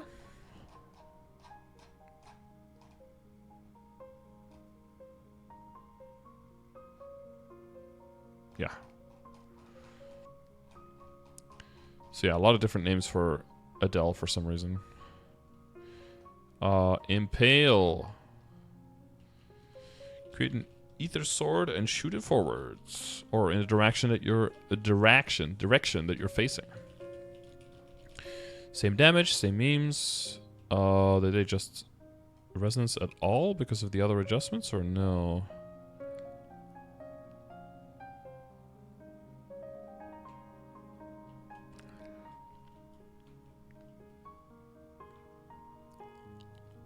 Oh my god, and Resonance 6 was reduced a lot as well. In addition, permanently increases Divide 6's damage. Wait, so they decreased the base skill damage, but then changed it to the Resonance 6 anyway, but then Resonance 6 was decreased a lot as well, yeah. From 1480% damage to 783. But then now it adds the passive of Divide 6's damage increased by 40%. Divide is just cleave, right?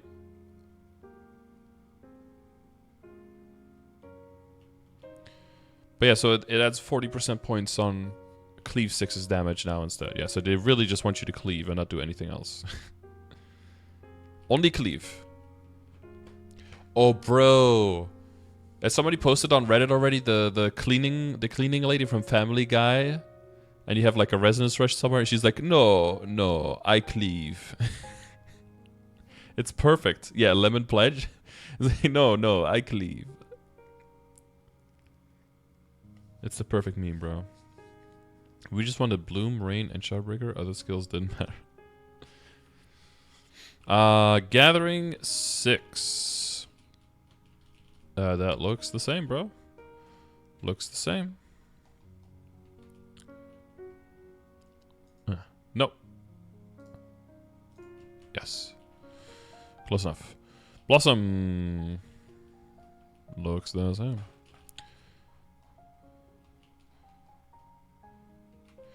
Creation 6. That's looking the same. Oh. Wow, that's looking crazy, by the way. Love that new visual on it.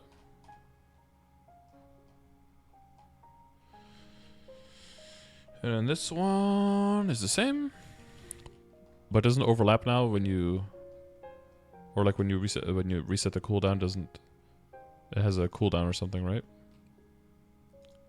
Wouldn't allow you to put one down when there's already one on the map. And then Shardbreaker changed a little bit. Is that just a description? Yeah, fixture as a user skill, sometimes the crystals were not created. 6 times on up to 7 enemies.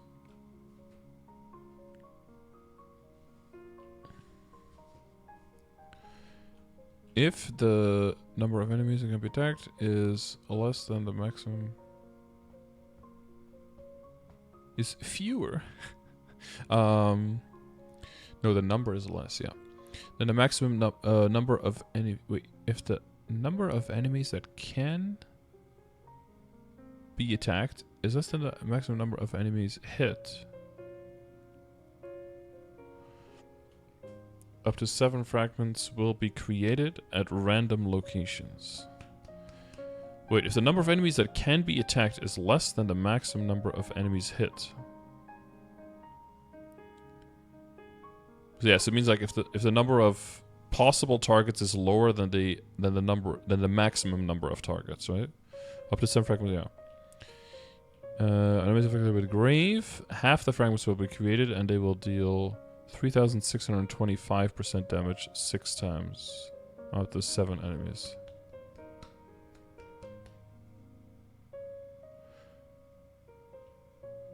Wait, then why would you want grave pact on someone? You just do less damage then, right? The fuck? When fragments shatter, up to 7 other crystals will be created.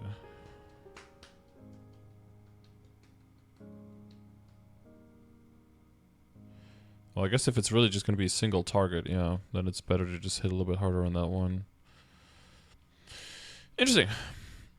Oh my god. Hour number 4. Here we go. Dude, I thought we would get over this in like a little bit over an hour to an hour and a half, I thought. Jesus. And this is me flying through it as well. We're flying. 3rd Mastery Core. Ilium. Oh my god, how many classes are in this game? Rio Machina. One of these is Deus X? One of the two. Crystalline Skill Deus. Oh no, that's Deus Rio Machina? Why is it not called X? Whatever. And then Longinus Curse Mark Complete and Longinus Zone on 4th Mastery Core. Okay. See if these boys went through somewhat the same. Okay, I guess this is a golden robot, so Rio, right? Should call it Wally, just ignore copyright, bro. These boys are the same. These boys are the same. Deus is not entirely the same. What happened here? Just a little bit of outlining? Oh, just a little bit of outline difference, yeah. Oh no, extra text here. No, outlining, no text. Okay, just outlining. Nothing crazy.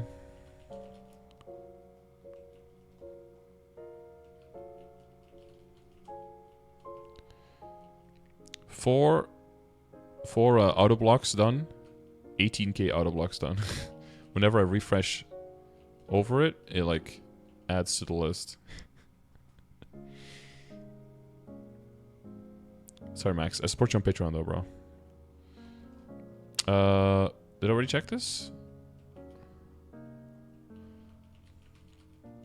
It's not a personal thing. I have to ad block, bro. I can't go back now. I can't go back to not ad blocking. You ever see someone browse the internet without an ad blocker on? And it just looks like you're walking through Times Square with like the amount of billboards just popping in your face the whole time.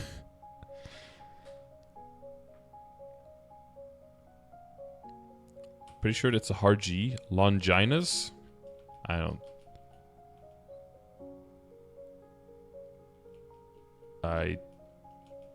Ads equals virus. The internet without adblock is a literal minefield. Yeah, you can almost not trust people that sell good ads.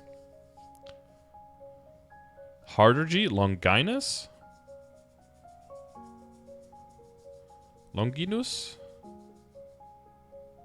Wait, Longinus? Longinus. So, you mean just the N and the G separate instead of a sound? Longinus? Longinus, yeah. Kali! Hexchakram Sweep 6, Hexchakram Fury 6, and Death Blossom 6, Resonate 6, and Deceiving Blade 6 will be the 4th Mastery Core. Those first 3. The 3rd. Kali, that looks like a lot of text adjustment from 1st to 3rd, so these should be roughly the same. Okay, that one is... yeah. Close enough. And that one is 2. Nope, don't scroll.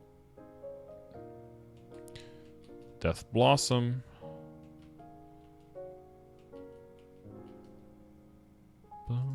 Oh. Wrong way. And this Blossom looks exactly the same as well. Resonate 6. That is looking exactly the same as well. Deceiving Blade, can we have one character with exactly everything the same? Wow, we can. Arc. Okay. 3rd Master Core, Vengeful Hate 6, Blissful Restraint 6. Of course, we need the Bind buffed. Endless Agony 6. And then for 4th Master Core, we have Endless Nightmare and Endless Dream. With it, which adjusted another one. A lot of its damage towards a passive buff from the straight up attack buff that it had originally.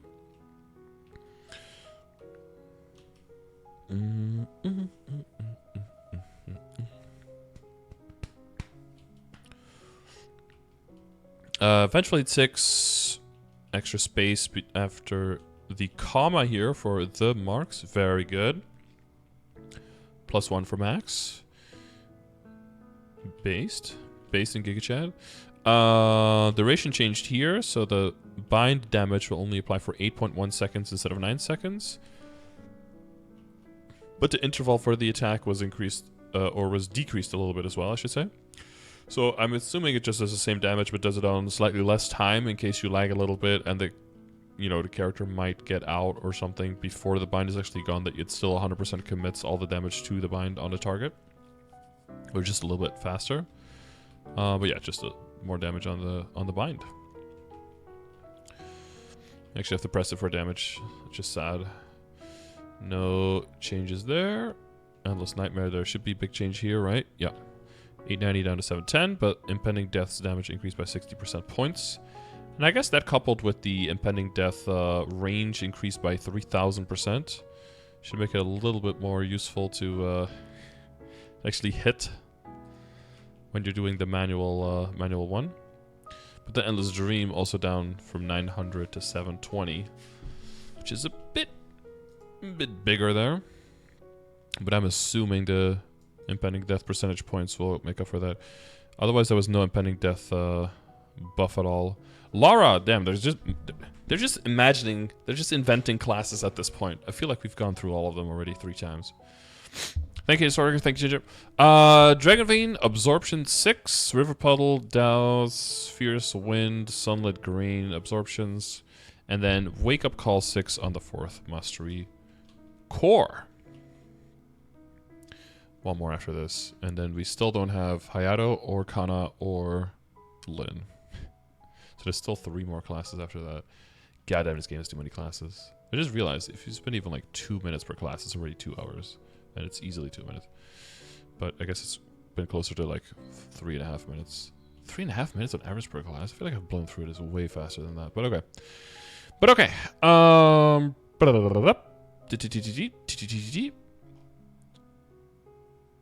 Yes, there we go. Boom. There we go. A little bit of extra description change here. Does that change anything about how we understand? During absorption skill, if you activate another eruption skill or absorption skill... No, another eruption skill with the same element. Yeah, that's what it should have said. The absorption skill will end. Yes. Copyright as...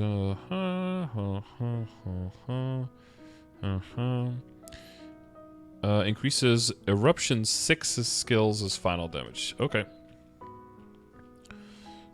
Just specifying that it's not Eruption, but Eruption 6. Yeah, that's a good specification, because once you have it upgraded to 6, the regular one's not going to activate anymore. That's a completely altered skill now. Water Absorption, no change. Fierce Wind. 95 seconds on the absorption? I just realized that's a lot longer than the explosion, right? Is it currently already at that 95 seconds? I feel like it's quite a bit shorter now, no? Might be wrong. I do use absorption every now and then on the Lara boss meal because speaking of Lara boss meal, oh, look at this. Because you know, when you get into a boss fight and it's not that strong of a boss fight, you want to kill it faster. Plus, it's faster to open up reward boxes. Cool. This looks like it's all the same.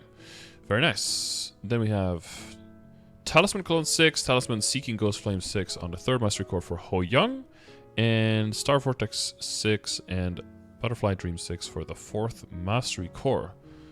Look at this. Okay. What were the extra changes here? Butterfly. Oh, Butterfly enemy tracking range increased by about 78%. Yeah, that was nice.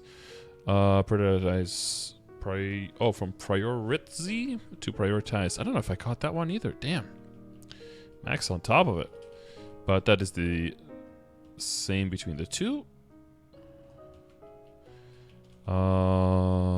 Spirit Flame Duder is also the same. Vortex 6. Yeah, that looks the same. A lot of different colors for the butterflies, but dab it through as well. Oh my god, that means this one is done, boom. This one is done, boom. And now we're completely in the events. The Dawnstar Banquet. Oh my god, it's a little 3-hour, 10-minute introduction there to the original skill changes. Let's look at this one.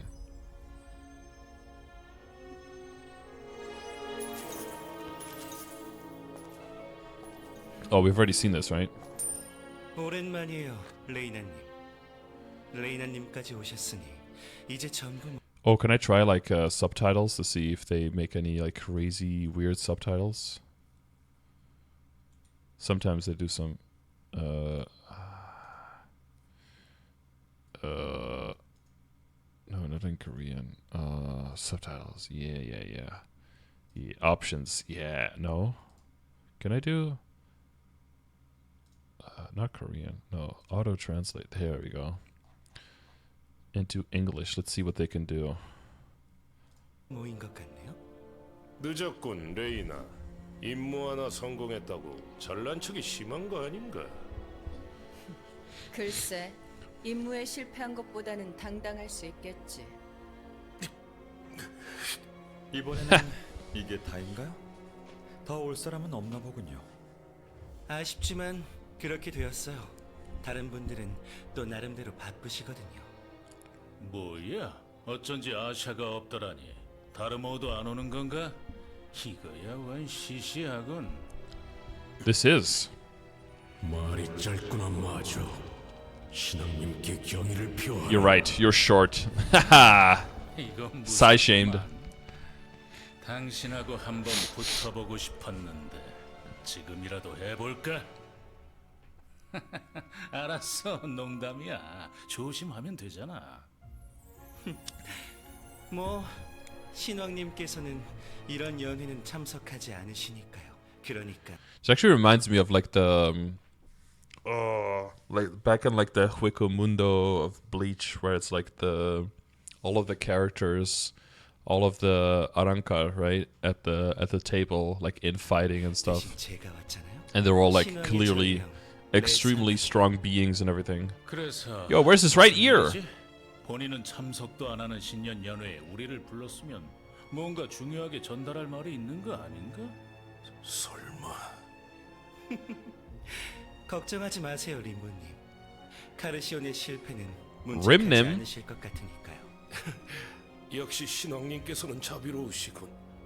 쓸데없는 일에는 신경 쓰지 않으시는 거겠죠. 그래서 무슨 일입니까? 계획을 앞당길 때가 왔다.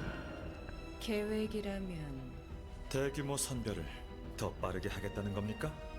생각보다 그릇이 빠르게 완성되고 있어서 미룰 필요가 없다는 게 신왕님 뜻이에요. 그럼 다음 명령에 대해 전하겠습니다. 메이플 스토리 새벽별 연회. Wow. So this is most likely. Oh wait, more music. More piano music. Level 274, 40%. Grass shake. The Dawnstar Banquet Dinner Party. Let's see. Level 101 or higher. Event period December 19th until February 19th. 2 full months. Yeah, so it's about looks like, what is that, 9? Probably 9 weeks. Because December and January both have 31, right? So it's probably a 9-week event. You get the Dawnstar Banquet Party, and wow, that's a lot of numbers in a single UI.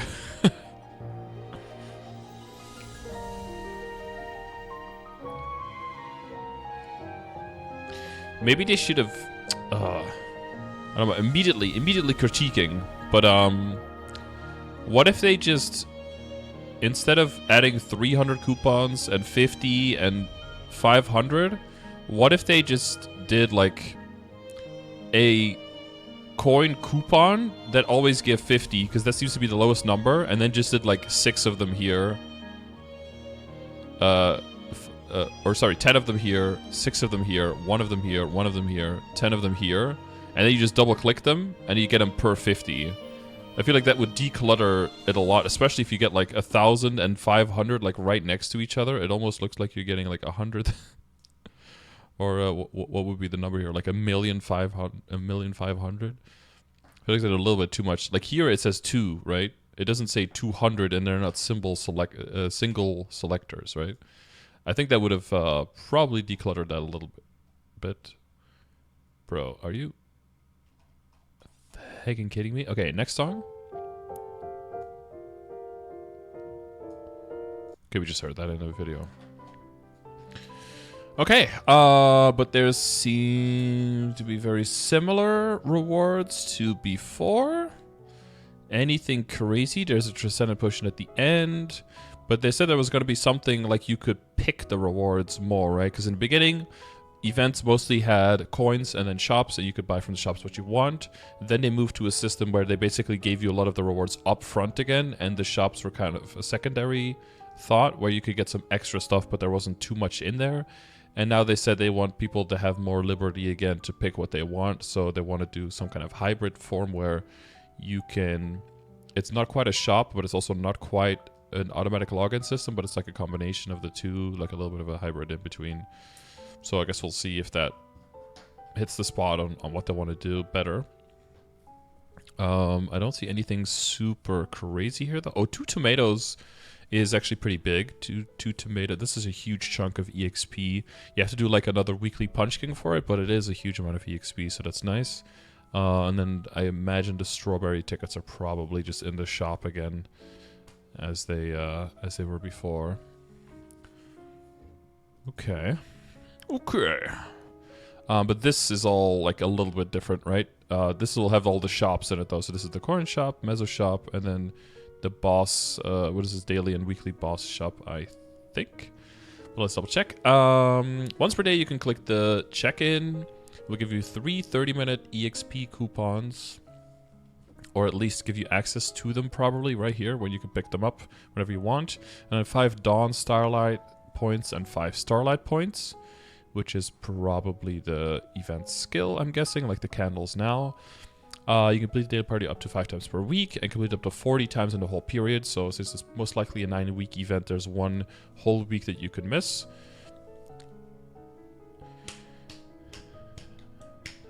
or just 5, you know, throughout the event, or you can miss. So 5 days, but you can miss 2 days per week, so you can miss a whole total of 23 days as long as they're spaced out properly. Well, spaced out. You can click the use button at the top right corner of the Dawnstar Banquet to use 3,000 maple points to get 1 preparation if you missed it. This is all, yeah. Choose commemoration coins. You can acquire the following rewards each time you complete a daily dinner preparation. You can also choose to receive commemoration coins instead of the corresponding reward. Ah, okay. You have to pick. Yeah, and then because then you can use the coin shop to, yeah, okay. There you go. So we have either a prepared spirit pendant or 500 coins. And that's why you have such different amounts for such different days. Not because certain days are more important to log into, but because the other rewards have so much more value that it would be weird if you got like a similar reward every day, because then you would have to min-max every single day way more. You still have to, kind of. But you basically have to look at the shop and see which items you want. And then see how many coins you would want for those items.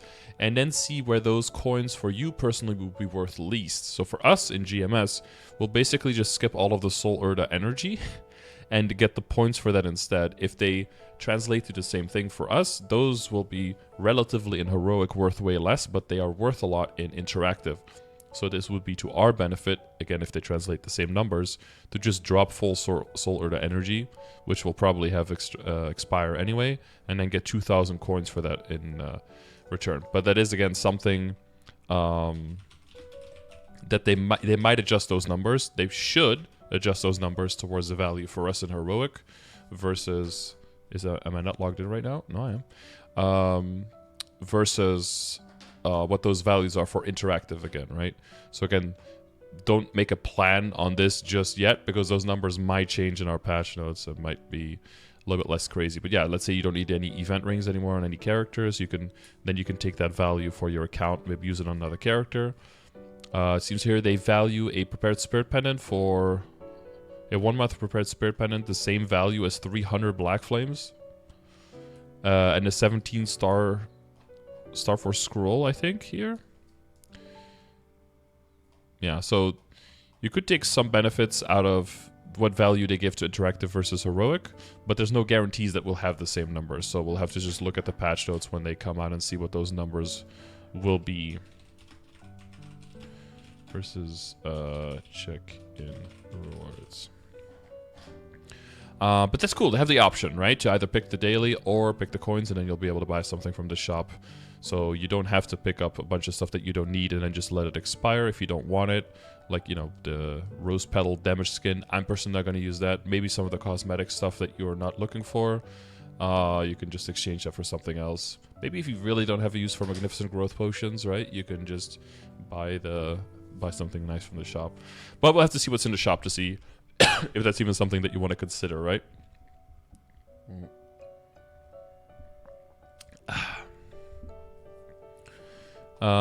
So yeah, all of these drops are pretty straightforward. What's that thing on day 4 here? The VIP sauna entry ticket, right? That's like AFKing for extra EXP. That's a pretty common thing now. EXP tickets, extra slots, Punch King, damage skin. 300, is that an outfit here? Week 7, day 3, so 24. No. 20. No? Yeah, 20. No. What? Can I still count? It's 5 each. So 25. 30. Oh. I can still count. No, I can't count anymore. 33. Dawnstar Banquet set voucher. Okay, so that's outfit. Okay, usually he has pictures after here, so I'll just check. So that's the chair, the ticket, energy, skin. Oh, damage skin. Damage skin looks kind of cool. The banquet. Oh, and that's the android. Oh, and here's the outfit. Yeah, can I open that in a new tab to see that a little bit better? Oh, there we go. Okay. It's interesting. A little bit of Russian. No, not Russian. More like Finnish? Is this maybe Estonian? Something around there. The vibes. This one. These ones are always pretty solid. Punch King and Big Pot. Huge Pot. Oh, we're back at Ilium because we are scrolling. All rewards can only be put into storage. The coin exchange can be used until February 19th. All rewards items can be received until February 19th. Oh wait, the coin exchange is not going to be like a coin shop that lasts like another 4 days, I guess. They're going to stop it right at the end of the event. Oh, interesting. The Android acquired from the can only be put into storage. However, Legion Heart provided at the same time is untradeable. Soul Urda, blah blah blah. You can complete the special dinner preparation up to 3 times per week by defeating monsters in your level range. You can complete it up to 24 times over the event period. After defeating 2,000 monsters in your level range, you use special dinner preparation to receive 1,000 coins. Okay, so up to 3,000 per week, up to 8 times. So up to 24,000 coins. You can click the use button at the bottom right corner. Dawnstar Banquet party to use 3,000 maple points if you missed the day. What is this? If you complete all 24 special dinner party preparations, you can acquire a hyper burning booster. Okay.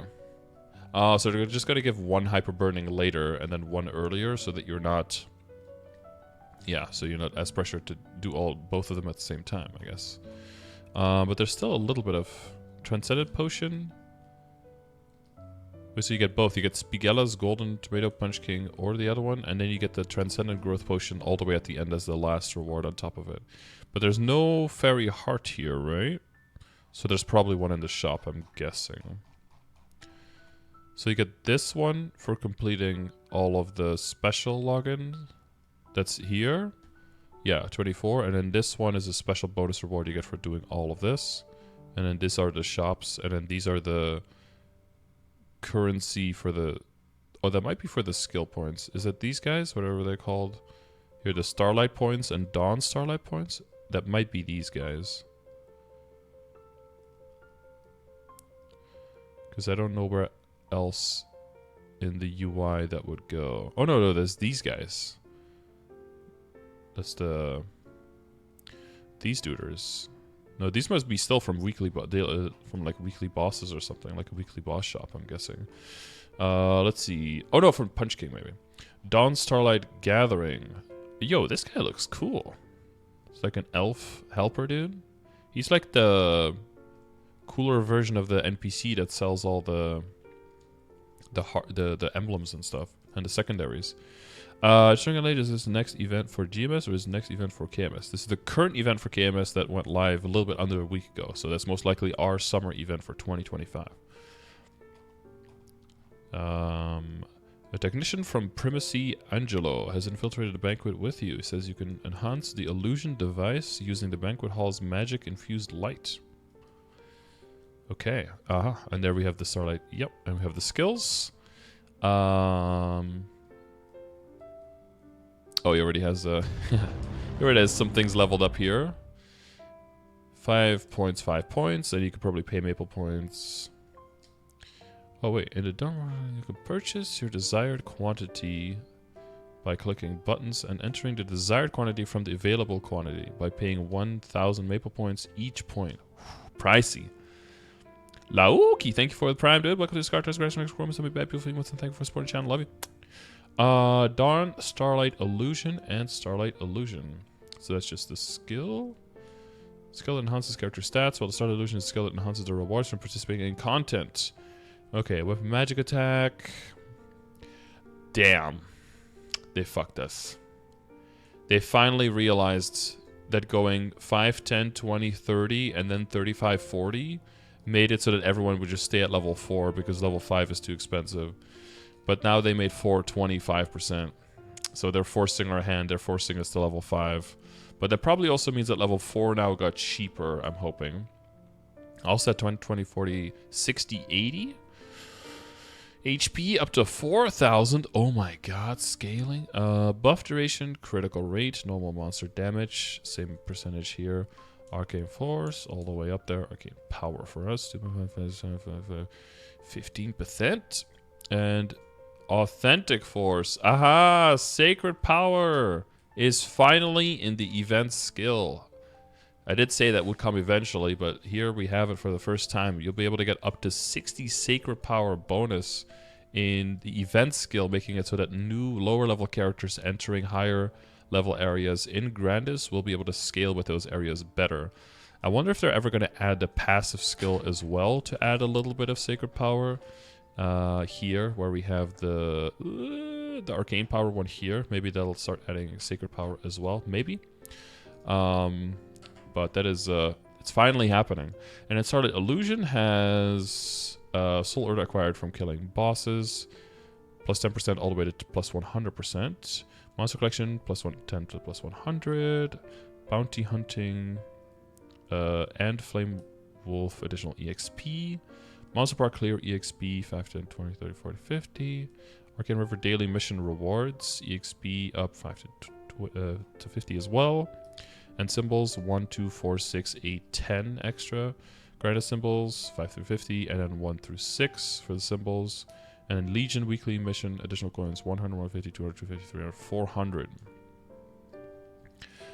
So I mainly want to know the cost here. So 1, 3, 8, 13, 20, 25. Yeah. So they actually made... Oh! Compared to now, they're actually making it more expensive to get the 4, and they're making level 4 worse. So we're not going to want to settle on level 4. For this next event, you definitely want to go to level 5 for the main skills.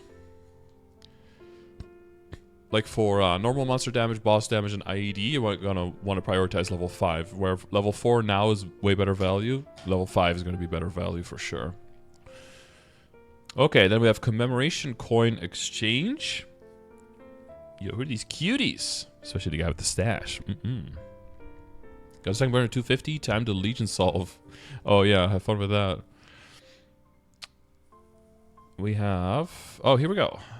Strange Additional Cube, EXP, not EXP, Epic Potential Scrolls, Special Bonus Potential Scroll. There's no mention here of Reboot, of Interactive Only or on that stuff anymore, because there is no Reboot here anymore. So we're just going to have to know for every item whether you'll be able to buy it or not now. Good times. Selective Ring Voucher, up to 3. Event Ring Only, Legendary Potential Scroll. Legendary Potential Scroll 4000. Very Hard Voucher, there it is. Limit of 1. When are they ever going to increase that, bro? Karma Unique Potential Scroll 3000. Limit of 4. Karma Epic Additional Potential. Okay, we don't. Selective Karma Special Heart Scroll Voucher. Yeah, we can't use any of that. Mystery Monster Egg 3 a week. Trade Growth Potion. Limit of 20. Got it. Select slot expansion, resets, fatigue reset, character slot expansion, soul bags, that's all big waste. There's some circulators here. Could be useful. Legendary circulator, usually a little bit too pricey. Nodes for 50, limit of 500. Okay, that's pretty nice. And experience nodes for 650. So pricey as always. Limit of 30 though. Okay. And here are the strawberry farms. 5 per week, up to 200. And then up to 200 extreme growth potions and up to 2 extra maximum growth potions. So magnificence. So it is very similar to our current shop for the books, right? No, not for the books. Yes, for the books? No, for the books. No, the books have a lot more flames in them. So it's quite a different shop then, I guess. But a heart. They moved Reboot? In Korea, yeah. That was already announced 6 months ago. That they were already scaling that back and changing a lot of their stuff. Commemoration Badge Exchange.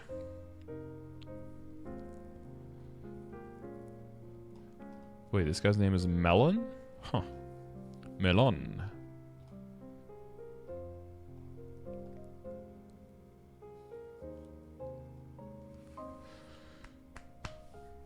Acquire commemoration badges and advanced commemoration badges by soloing weekly bosses. If you have already received badges for the week, you can defeat a boss that gives a higher number of badges and get the difference.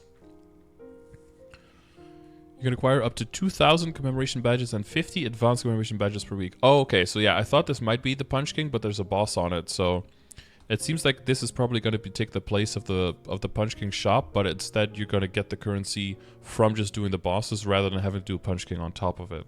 But I guess there might be still a Punch King, but then that Punch King will just be for EXP, I'm guessing. Because that's they love their Punch Kings. Or maybe they took the Punch King out and gave us 2 of the tomato coupons instead to cover it. Let's see. Your boss defeat will all be recognized if you solo the boss. It will be recognized even if you succeed in practice mode.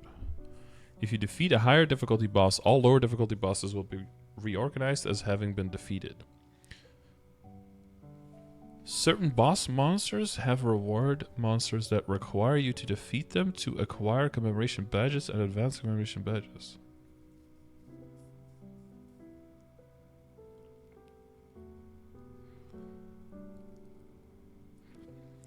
You must defeat the reward monsters even in practice mode.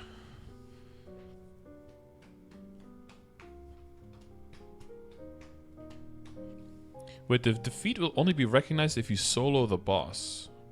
But the boss is considered the box. But what if you party it with someone and then the person leaves the party? And leaves the map and it lets you solo the box at the end. Will it still count? It can't, right? They must have thought of that.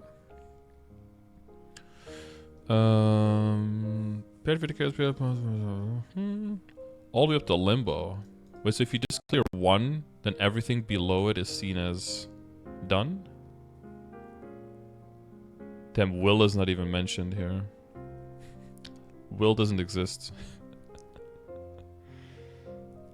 That's crazy.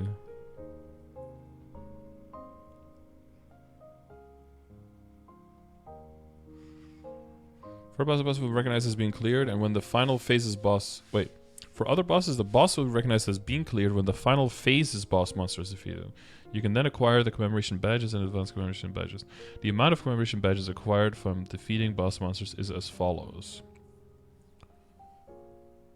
10, 50, 50, 50, 2 hundo. That's a big jump from normal things. Is that cool? Okay. 200, 3 hundo, 3 hundo, 4, 6, 6, 7, 9, 11, 13. Damn. Hard Willy, 1650. Normal VL, 1650. So 1700. Gloom, Dark Knell, Vihela, Seren Kalos. Oh, let's see if they take the same order as the way the bosses are ordered for them in their difficulty with the star system.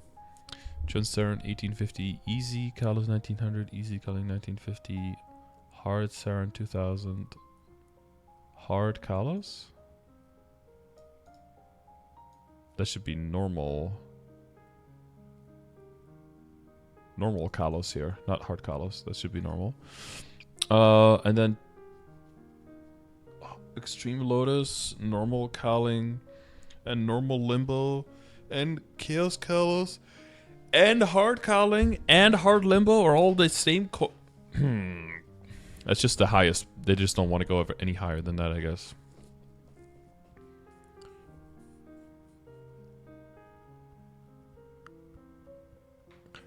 That's crazy though, because like Extreme Kaling is 2000, and then Normal Seren is 1850. It's not even 10% less. These scores are very forgiving for mid and late game people. The amount of advanced commemoration badges acquired from defeating boss monsters is as follows. 10 for normal Kalos and everything, and then everything else 50. Okay, so that's for like late game and end game people to get those abyssal flames most likely. Select the VIP vouchers, triple EXP, Karma, Black Cube. That's for Reboot. Yeah, up to 100 powerful flames, up to 200 eternal flames, up to 500 black flames. Yeah. Okay, so that's very much like the book shop that we have now. Special Medal of Honor, circulators, Selective symbol vouchers. And then the big shop has the Karma, the Soul Urda, and the Mugong Soul Shards. Yeah. Limit of 350 Karma Abyssal Rebirth Flames.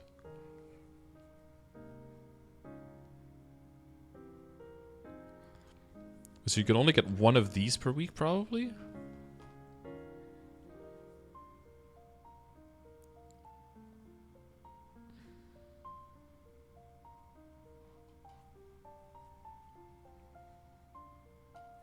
Wait, you might have advanced? Wait. But I could do normal... It'll be once per account, but I could do... Kalos Kaling, Saren, and Lotus. I can get 200 of these per week, can I?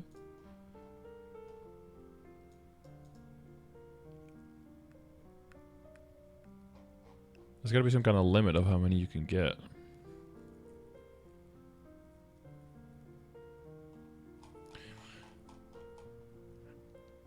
Like, does it only the hardest one probably you get, right?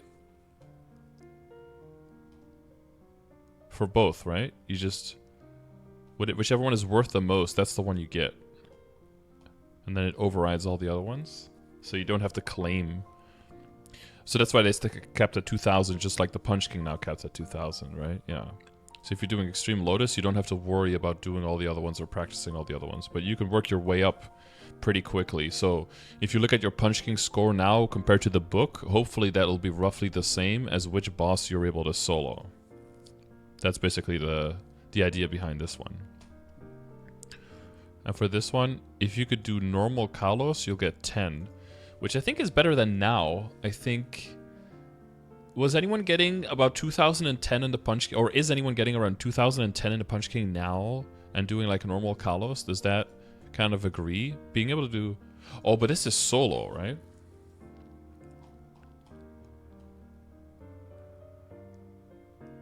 The boss will only be recognized if you solo the boss.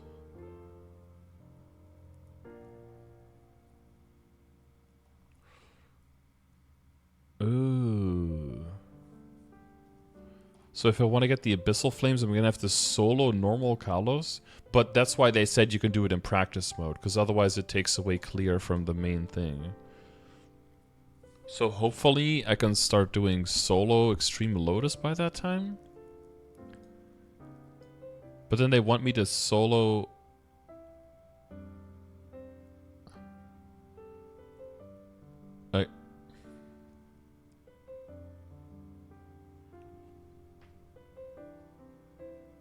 Wait, so for normal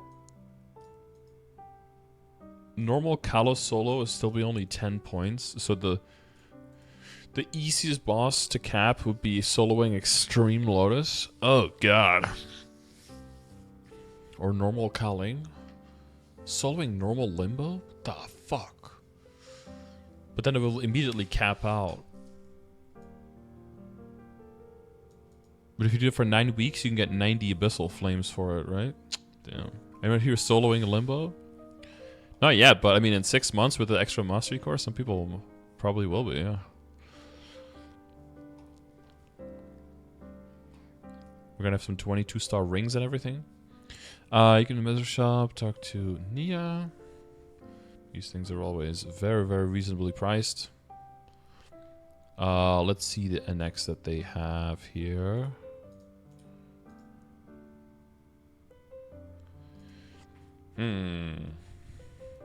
We've got some fits. We've got some scouters. Some NX items. Ooh, some Cygnus outfits. We have a slide into a shark's mouth. Uh-oh.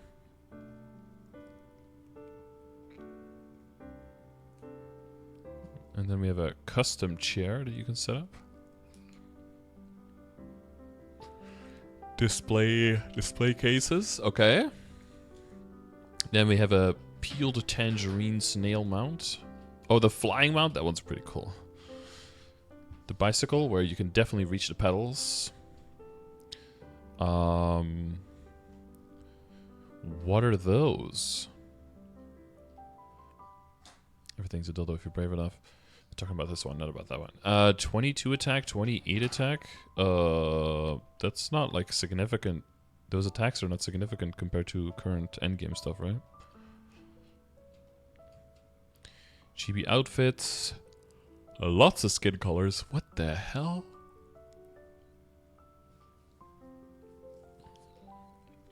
Like for all of these, like the color of the face and the body is pretty much the same, except for this one. It's like Donald Trump face, but some other shade of brown for the rest. Not sure what's going on there. Okay. And then we have... Wait, did I already click this one? I already checked this one. Oh, it's the same.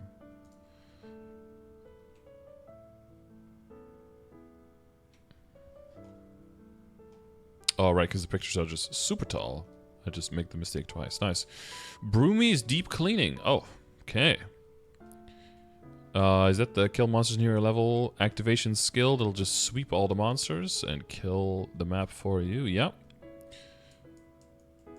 The Ancient Relic will give you a fixed amount of experience required per level. Wait. When it's activated, you receive either Happy Deep Cleaning or Ancient Relic based on a set rate. Happy Deep Cleaning will give you experience, while the Ancient Relic will give you a fixed amount of experience required for per level for level 200 to 249. Or a large amount of EXP for 250 plus.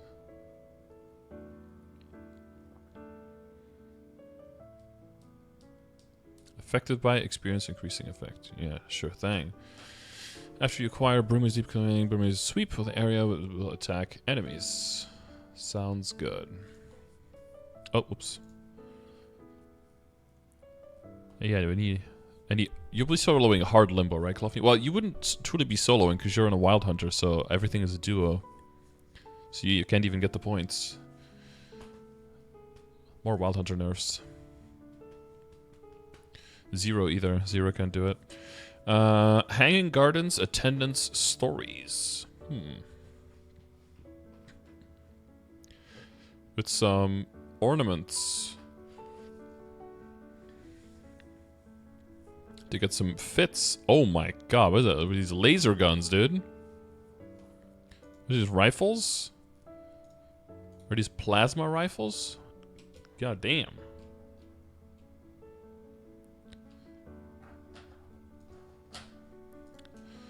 That's... Oh, I zoomed in again on something else.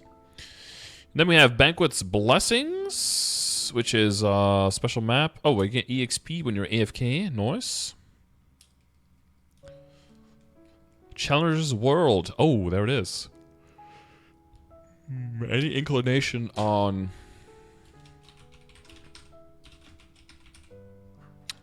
whether Heroic will get any kind of chance of this? World Leap Period. First early leap period. Then the second, then the third, then the fourth, and then end leap period May 22nd to June 4th.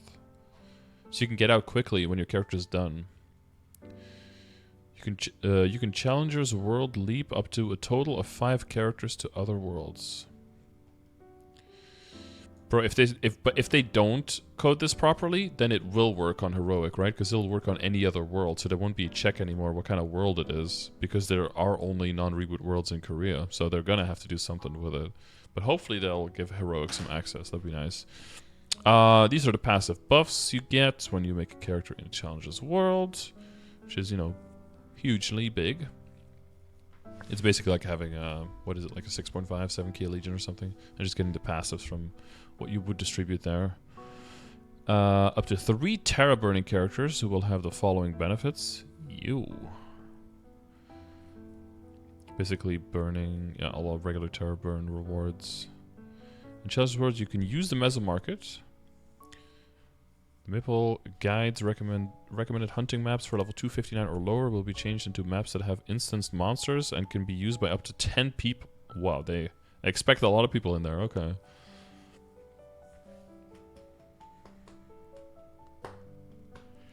You can create up to 5. You can only use the World Leap characters level 130 or higher. Okay. And then there's a bunch of stuff you can't use, of course. Challenger World missions. So these are looking a lot more like people saying mini ride or die kind of kind of vibes going on. Which is true.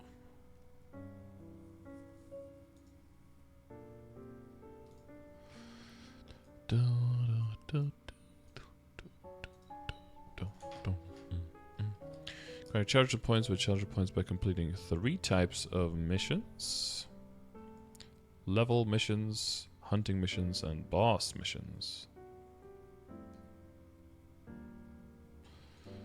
No,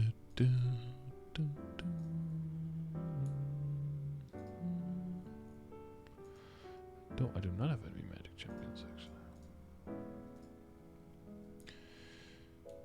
Reach a corresponding level. Defeating 1,000 monsters near your level. 1 time per day by Maple ID 5 times a week. And boss missions, boss defeat will only be recognized if you solo the boss as well. Lucid Slime, Lotus, Queen, Clown.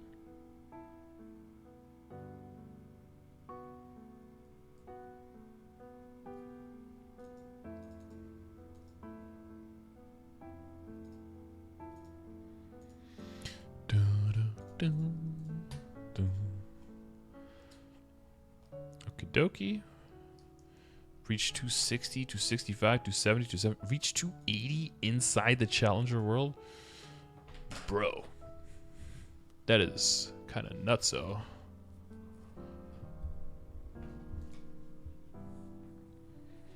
Solo Cygnus. Oh wait, there's more. Goes up to solo dark now? Hard mode, 3,000 points, 500 coins. Challenger World tier achievement rewards. Bronze, silver, gold, emerald, diamond, challenger. Season 1 challenger medal voucher. The hell? Oh, here it says 100 soul Urda fragments and 3 soul Urda for getting bronze. 200 fragments, 5 Urda for silver.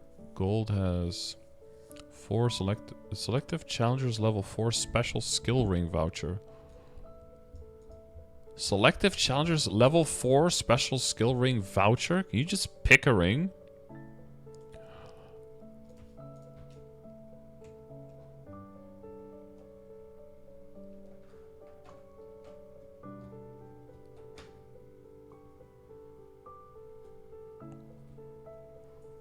You just pick a roar 4? Dang. How long is this available? Quite a while. Up until May 22nd, I think it said. May 21st. So, 6 months.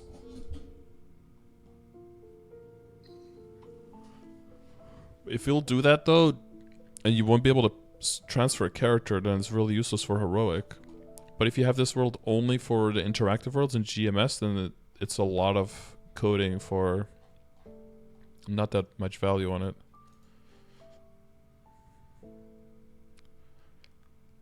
If you can make a juicy extra 280 in there and then transfer it over, that'll also help a lot for your Legion artifact. It'll immediately come with like a Roar 4 or something.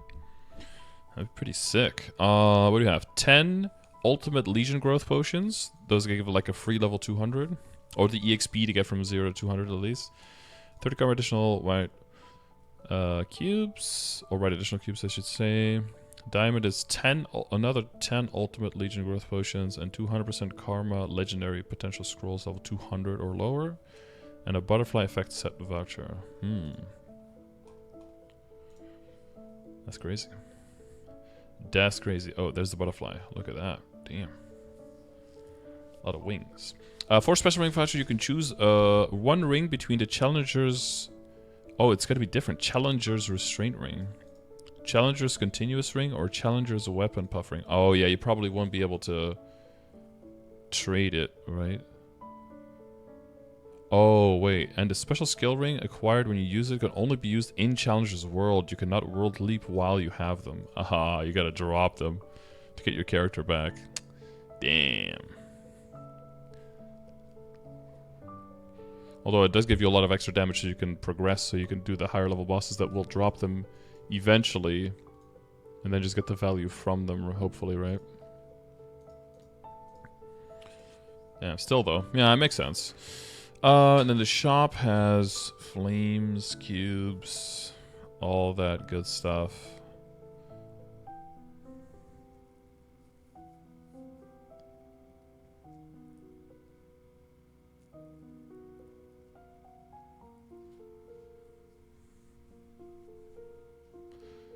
Bro, this is the one character you can't crit against him.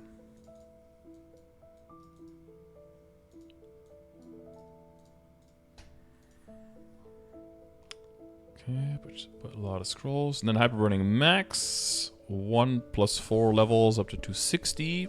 So you can just start burning at level 10. Just makes more sense. Oh, we could have mathed that out, that it would have done 1 + 4. Because then you can start at level 10, because you're divisible by 5, yeah. During the event, you can only create one Hyperburn Max character per Maple ID, but there is a Hyperburn Max Burninator later, right? Creating a new character, you can designate a Hyperburning Max character, or you can designate an existing level 200, 258 character as a Hyperburning Max character. Yo, it's 1 + 4 levels for free. If you designate a level 258, you are griefing so hard. They should honestly not allow you to make any character under like level 240 or over level 240 or something Hyperburn Max. Unless it's the last week of the event. You're just allowing people to int so hard.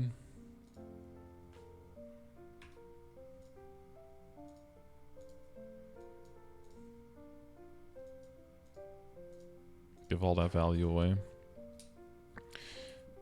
Wow, this UI is getting pretty big. There's a lot of rewards in here. Up to 200. Same stuff. Set potential. Noted.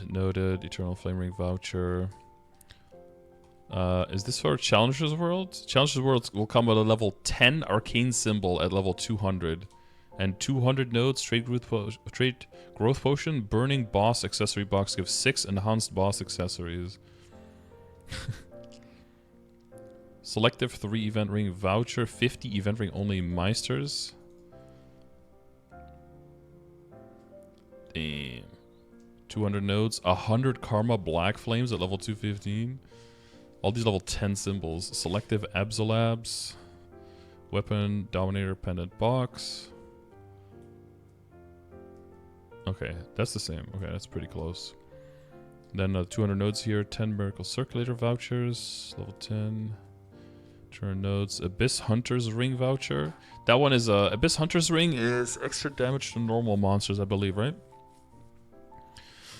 10 EXP nodes here, 250 Selective Arcane Symbol vouchers over the regular one. 10 EXP nodes, 10 EXP nodes, 250, 10, 250, 10.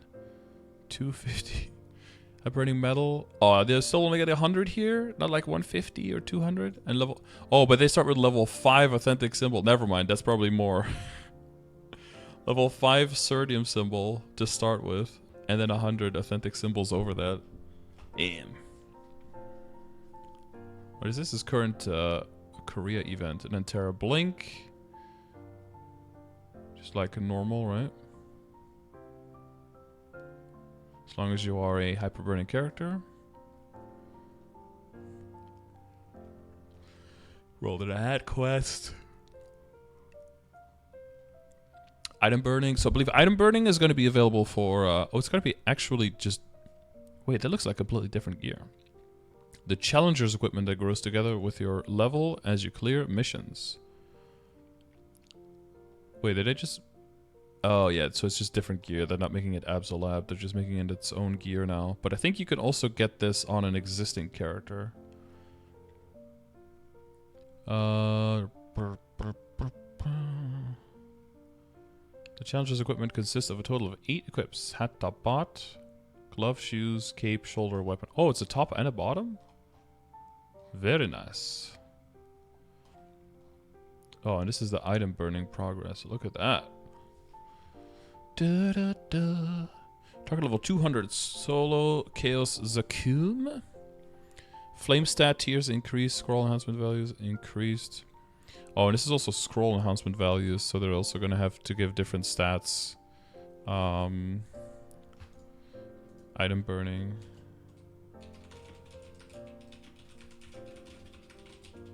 Stats for heroic might be different, right? Because no scrolling. What up, Sakur? Bye, Sakur.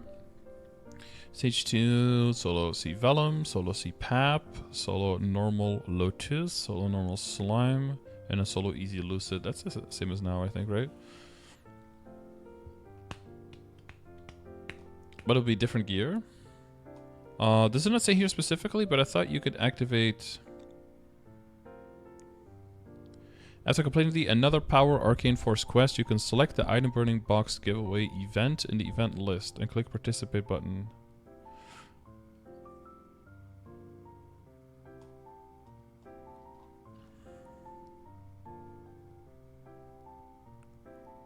Wait, participation rewards a level 200 or higher character, that's it. It doesn't even have to be a burning character.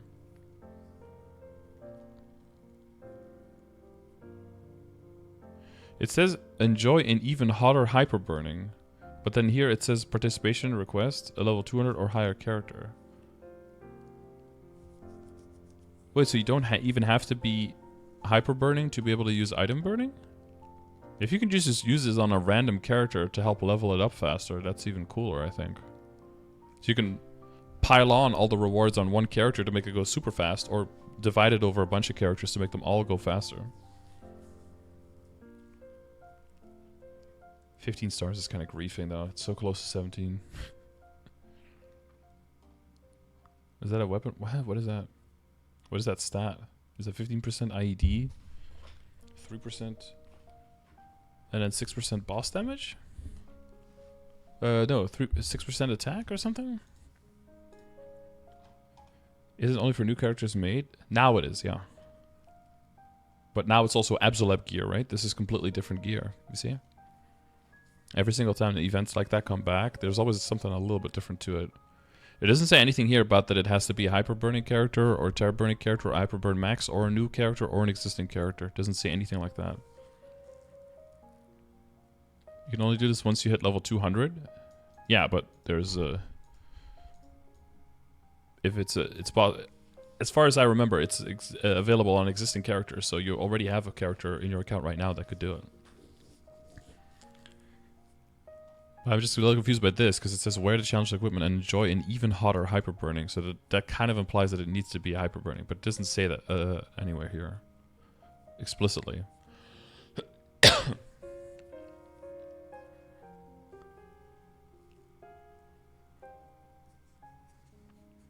The item burning can only be received one time per next on ID. It cannot be received again if you delete and recreate the character that completed the quest.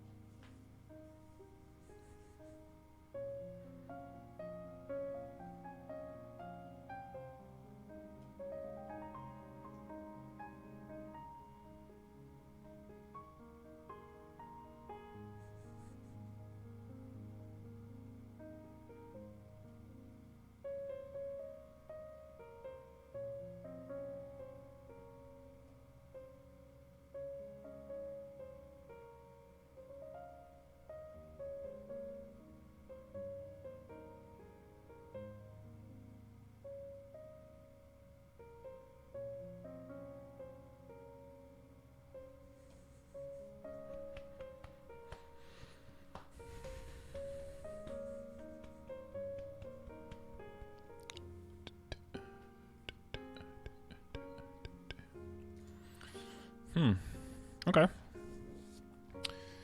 Cool. I remember mission winter tutorial missions. Oh my god, there's more stuff. How are they gonna do winter tutorial missions?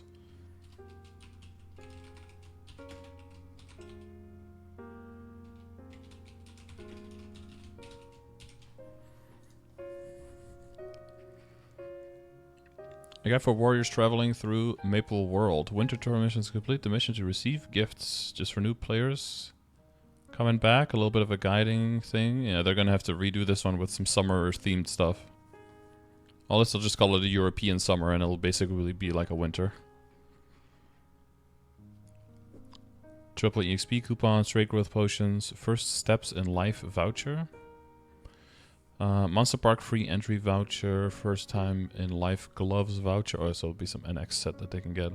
100% epic potential scroll, experience node stone at 250, selective arcane symbol vouchers, more EXP coupons, a hat, black flames, VIP buffs, legendary elixir, soul Urda energy, 10 selective authentic symbol voucher, first steps in life suit voucher. So this would be a little bit extra benefit if you make a new character. 5 karma, black flames, rebirth voucher, more EXP coupons, and completely understood metal voucher. Which is probably a nice looking voucher, but oh, the elixir voucher looks like it has something to do with Syrum's elixir and other elixirs. Yeah, okay. For the legendary elixir are untradeable and expire in 7 days. Oh, just one of each? Okay, interesting. Huh.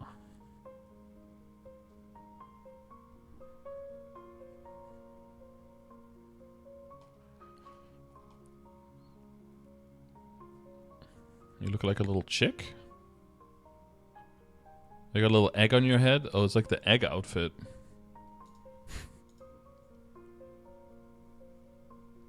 Okay, you look like an actual little baby chick. Gotcha. VIP sauna.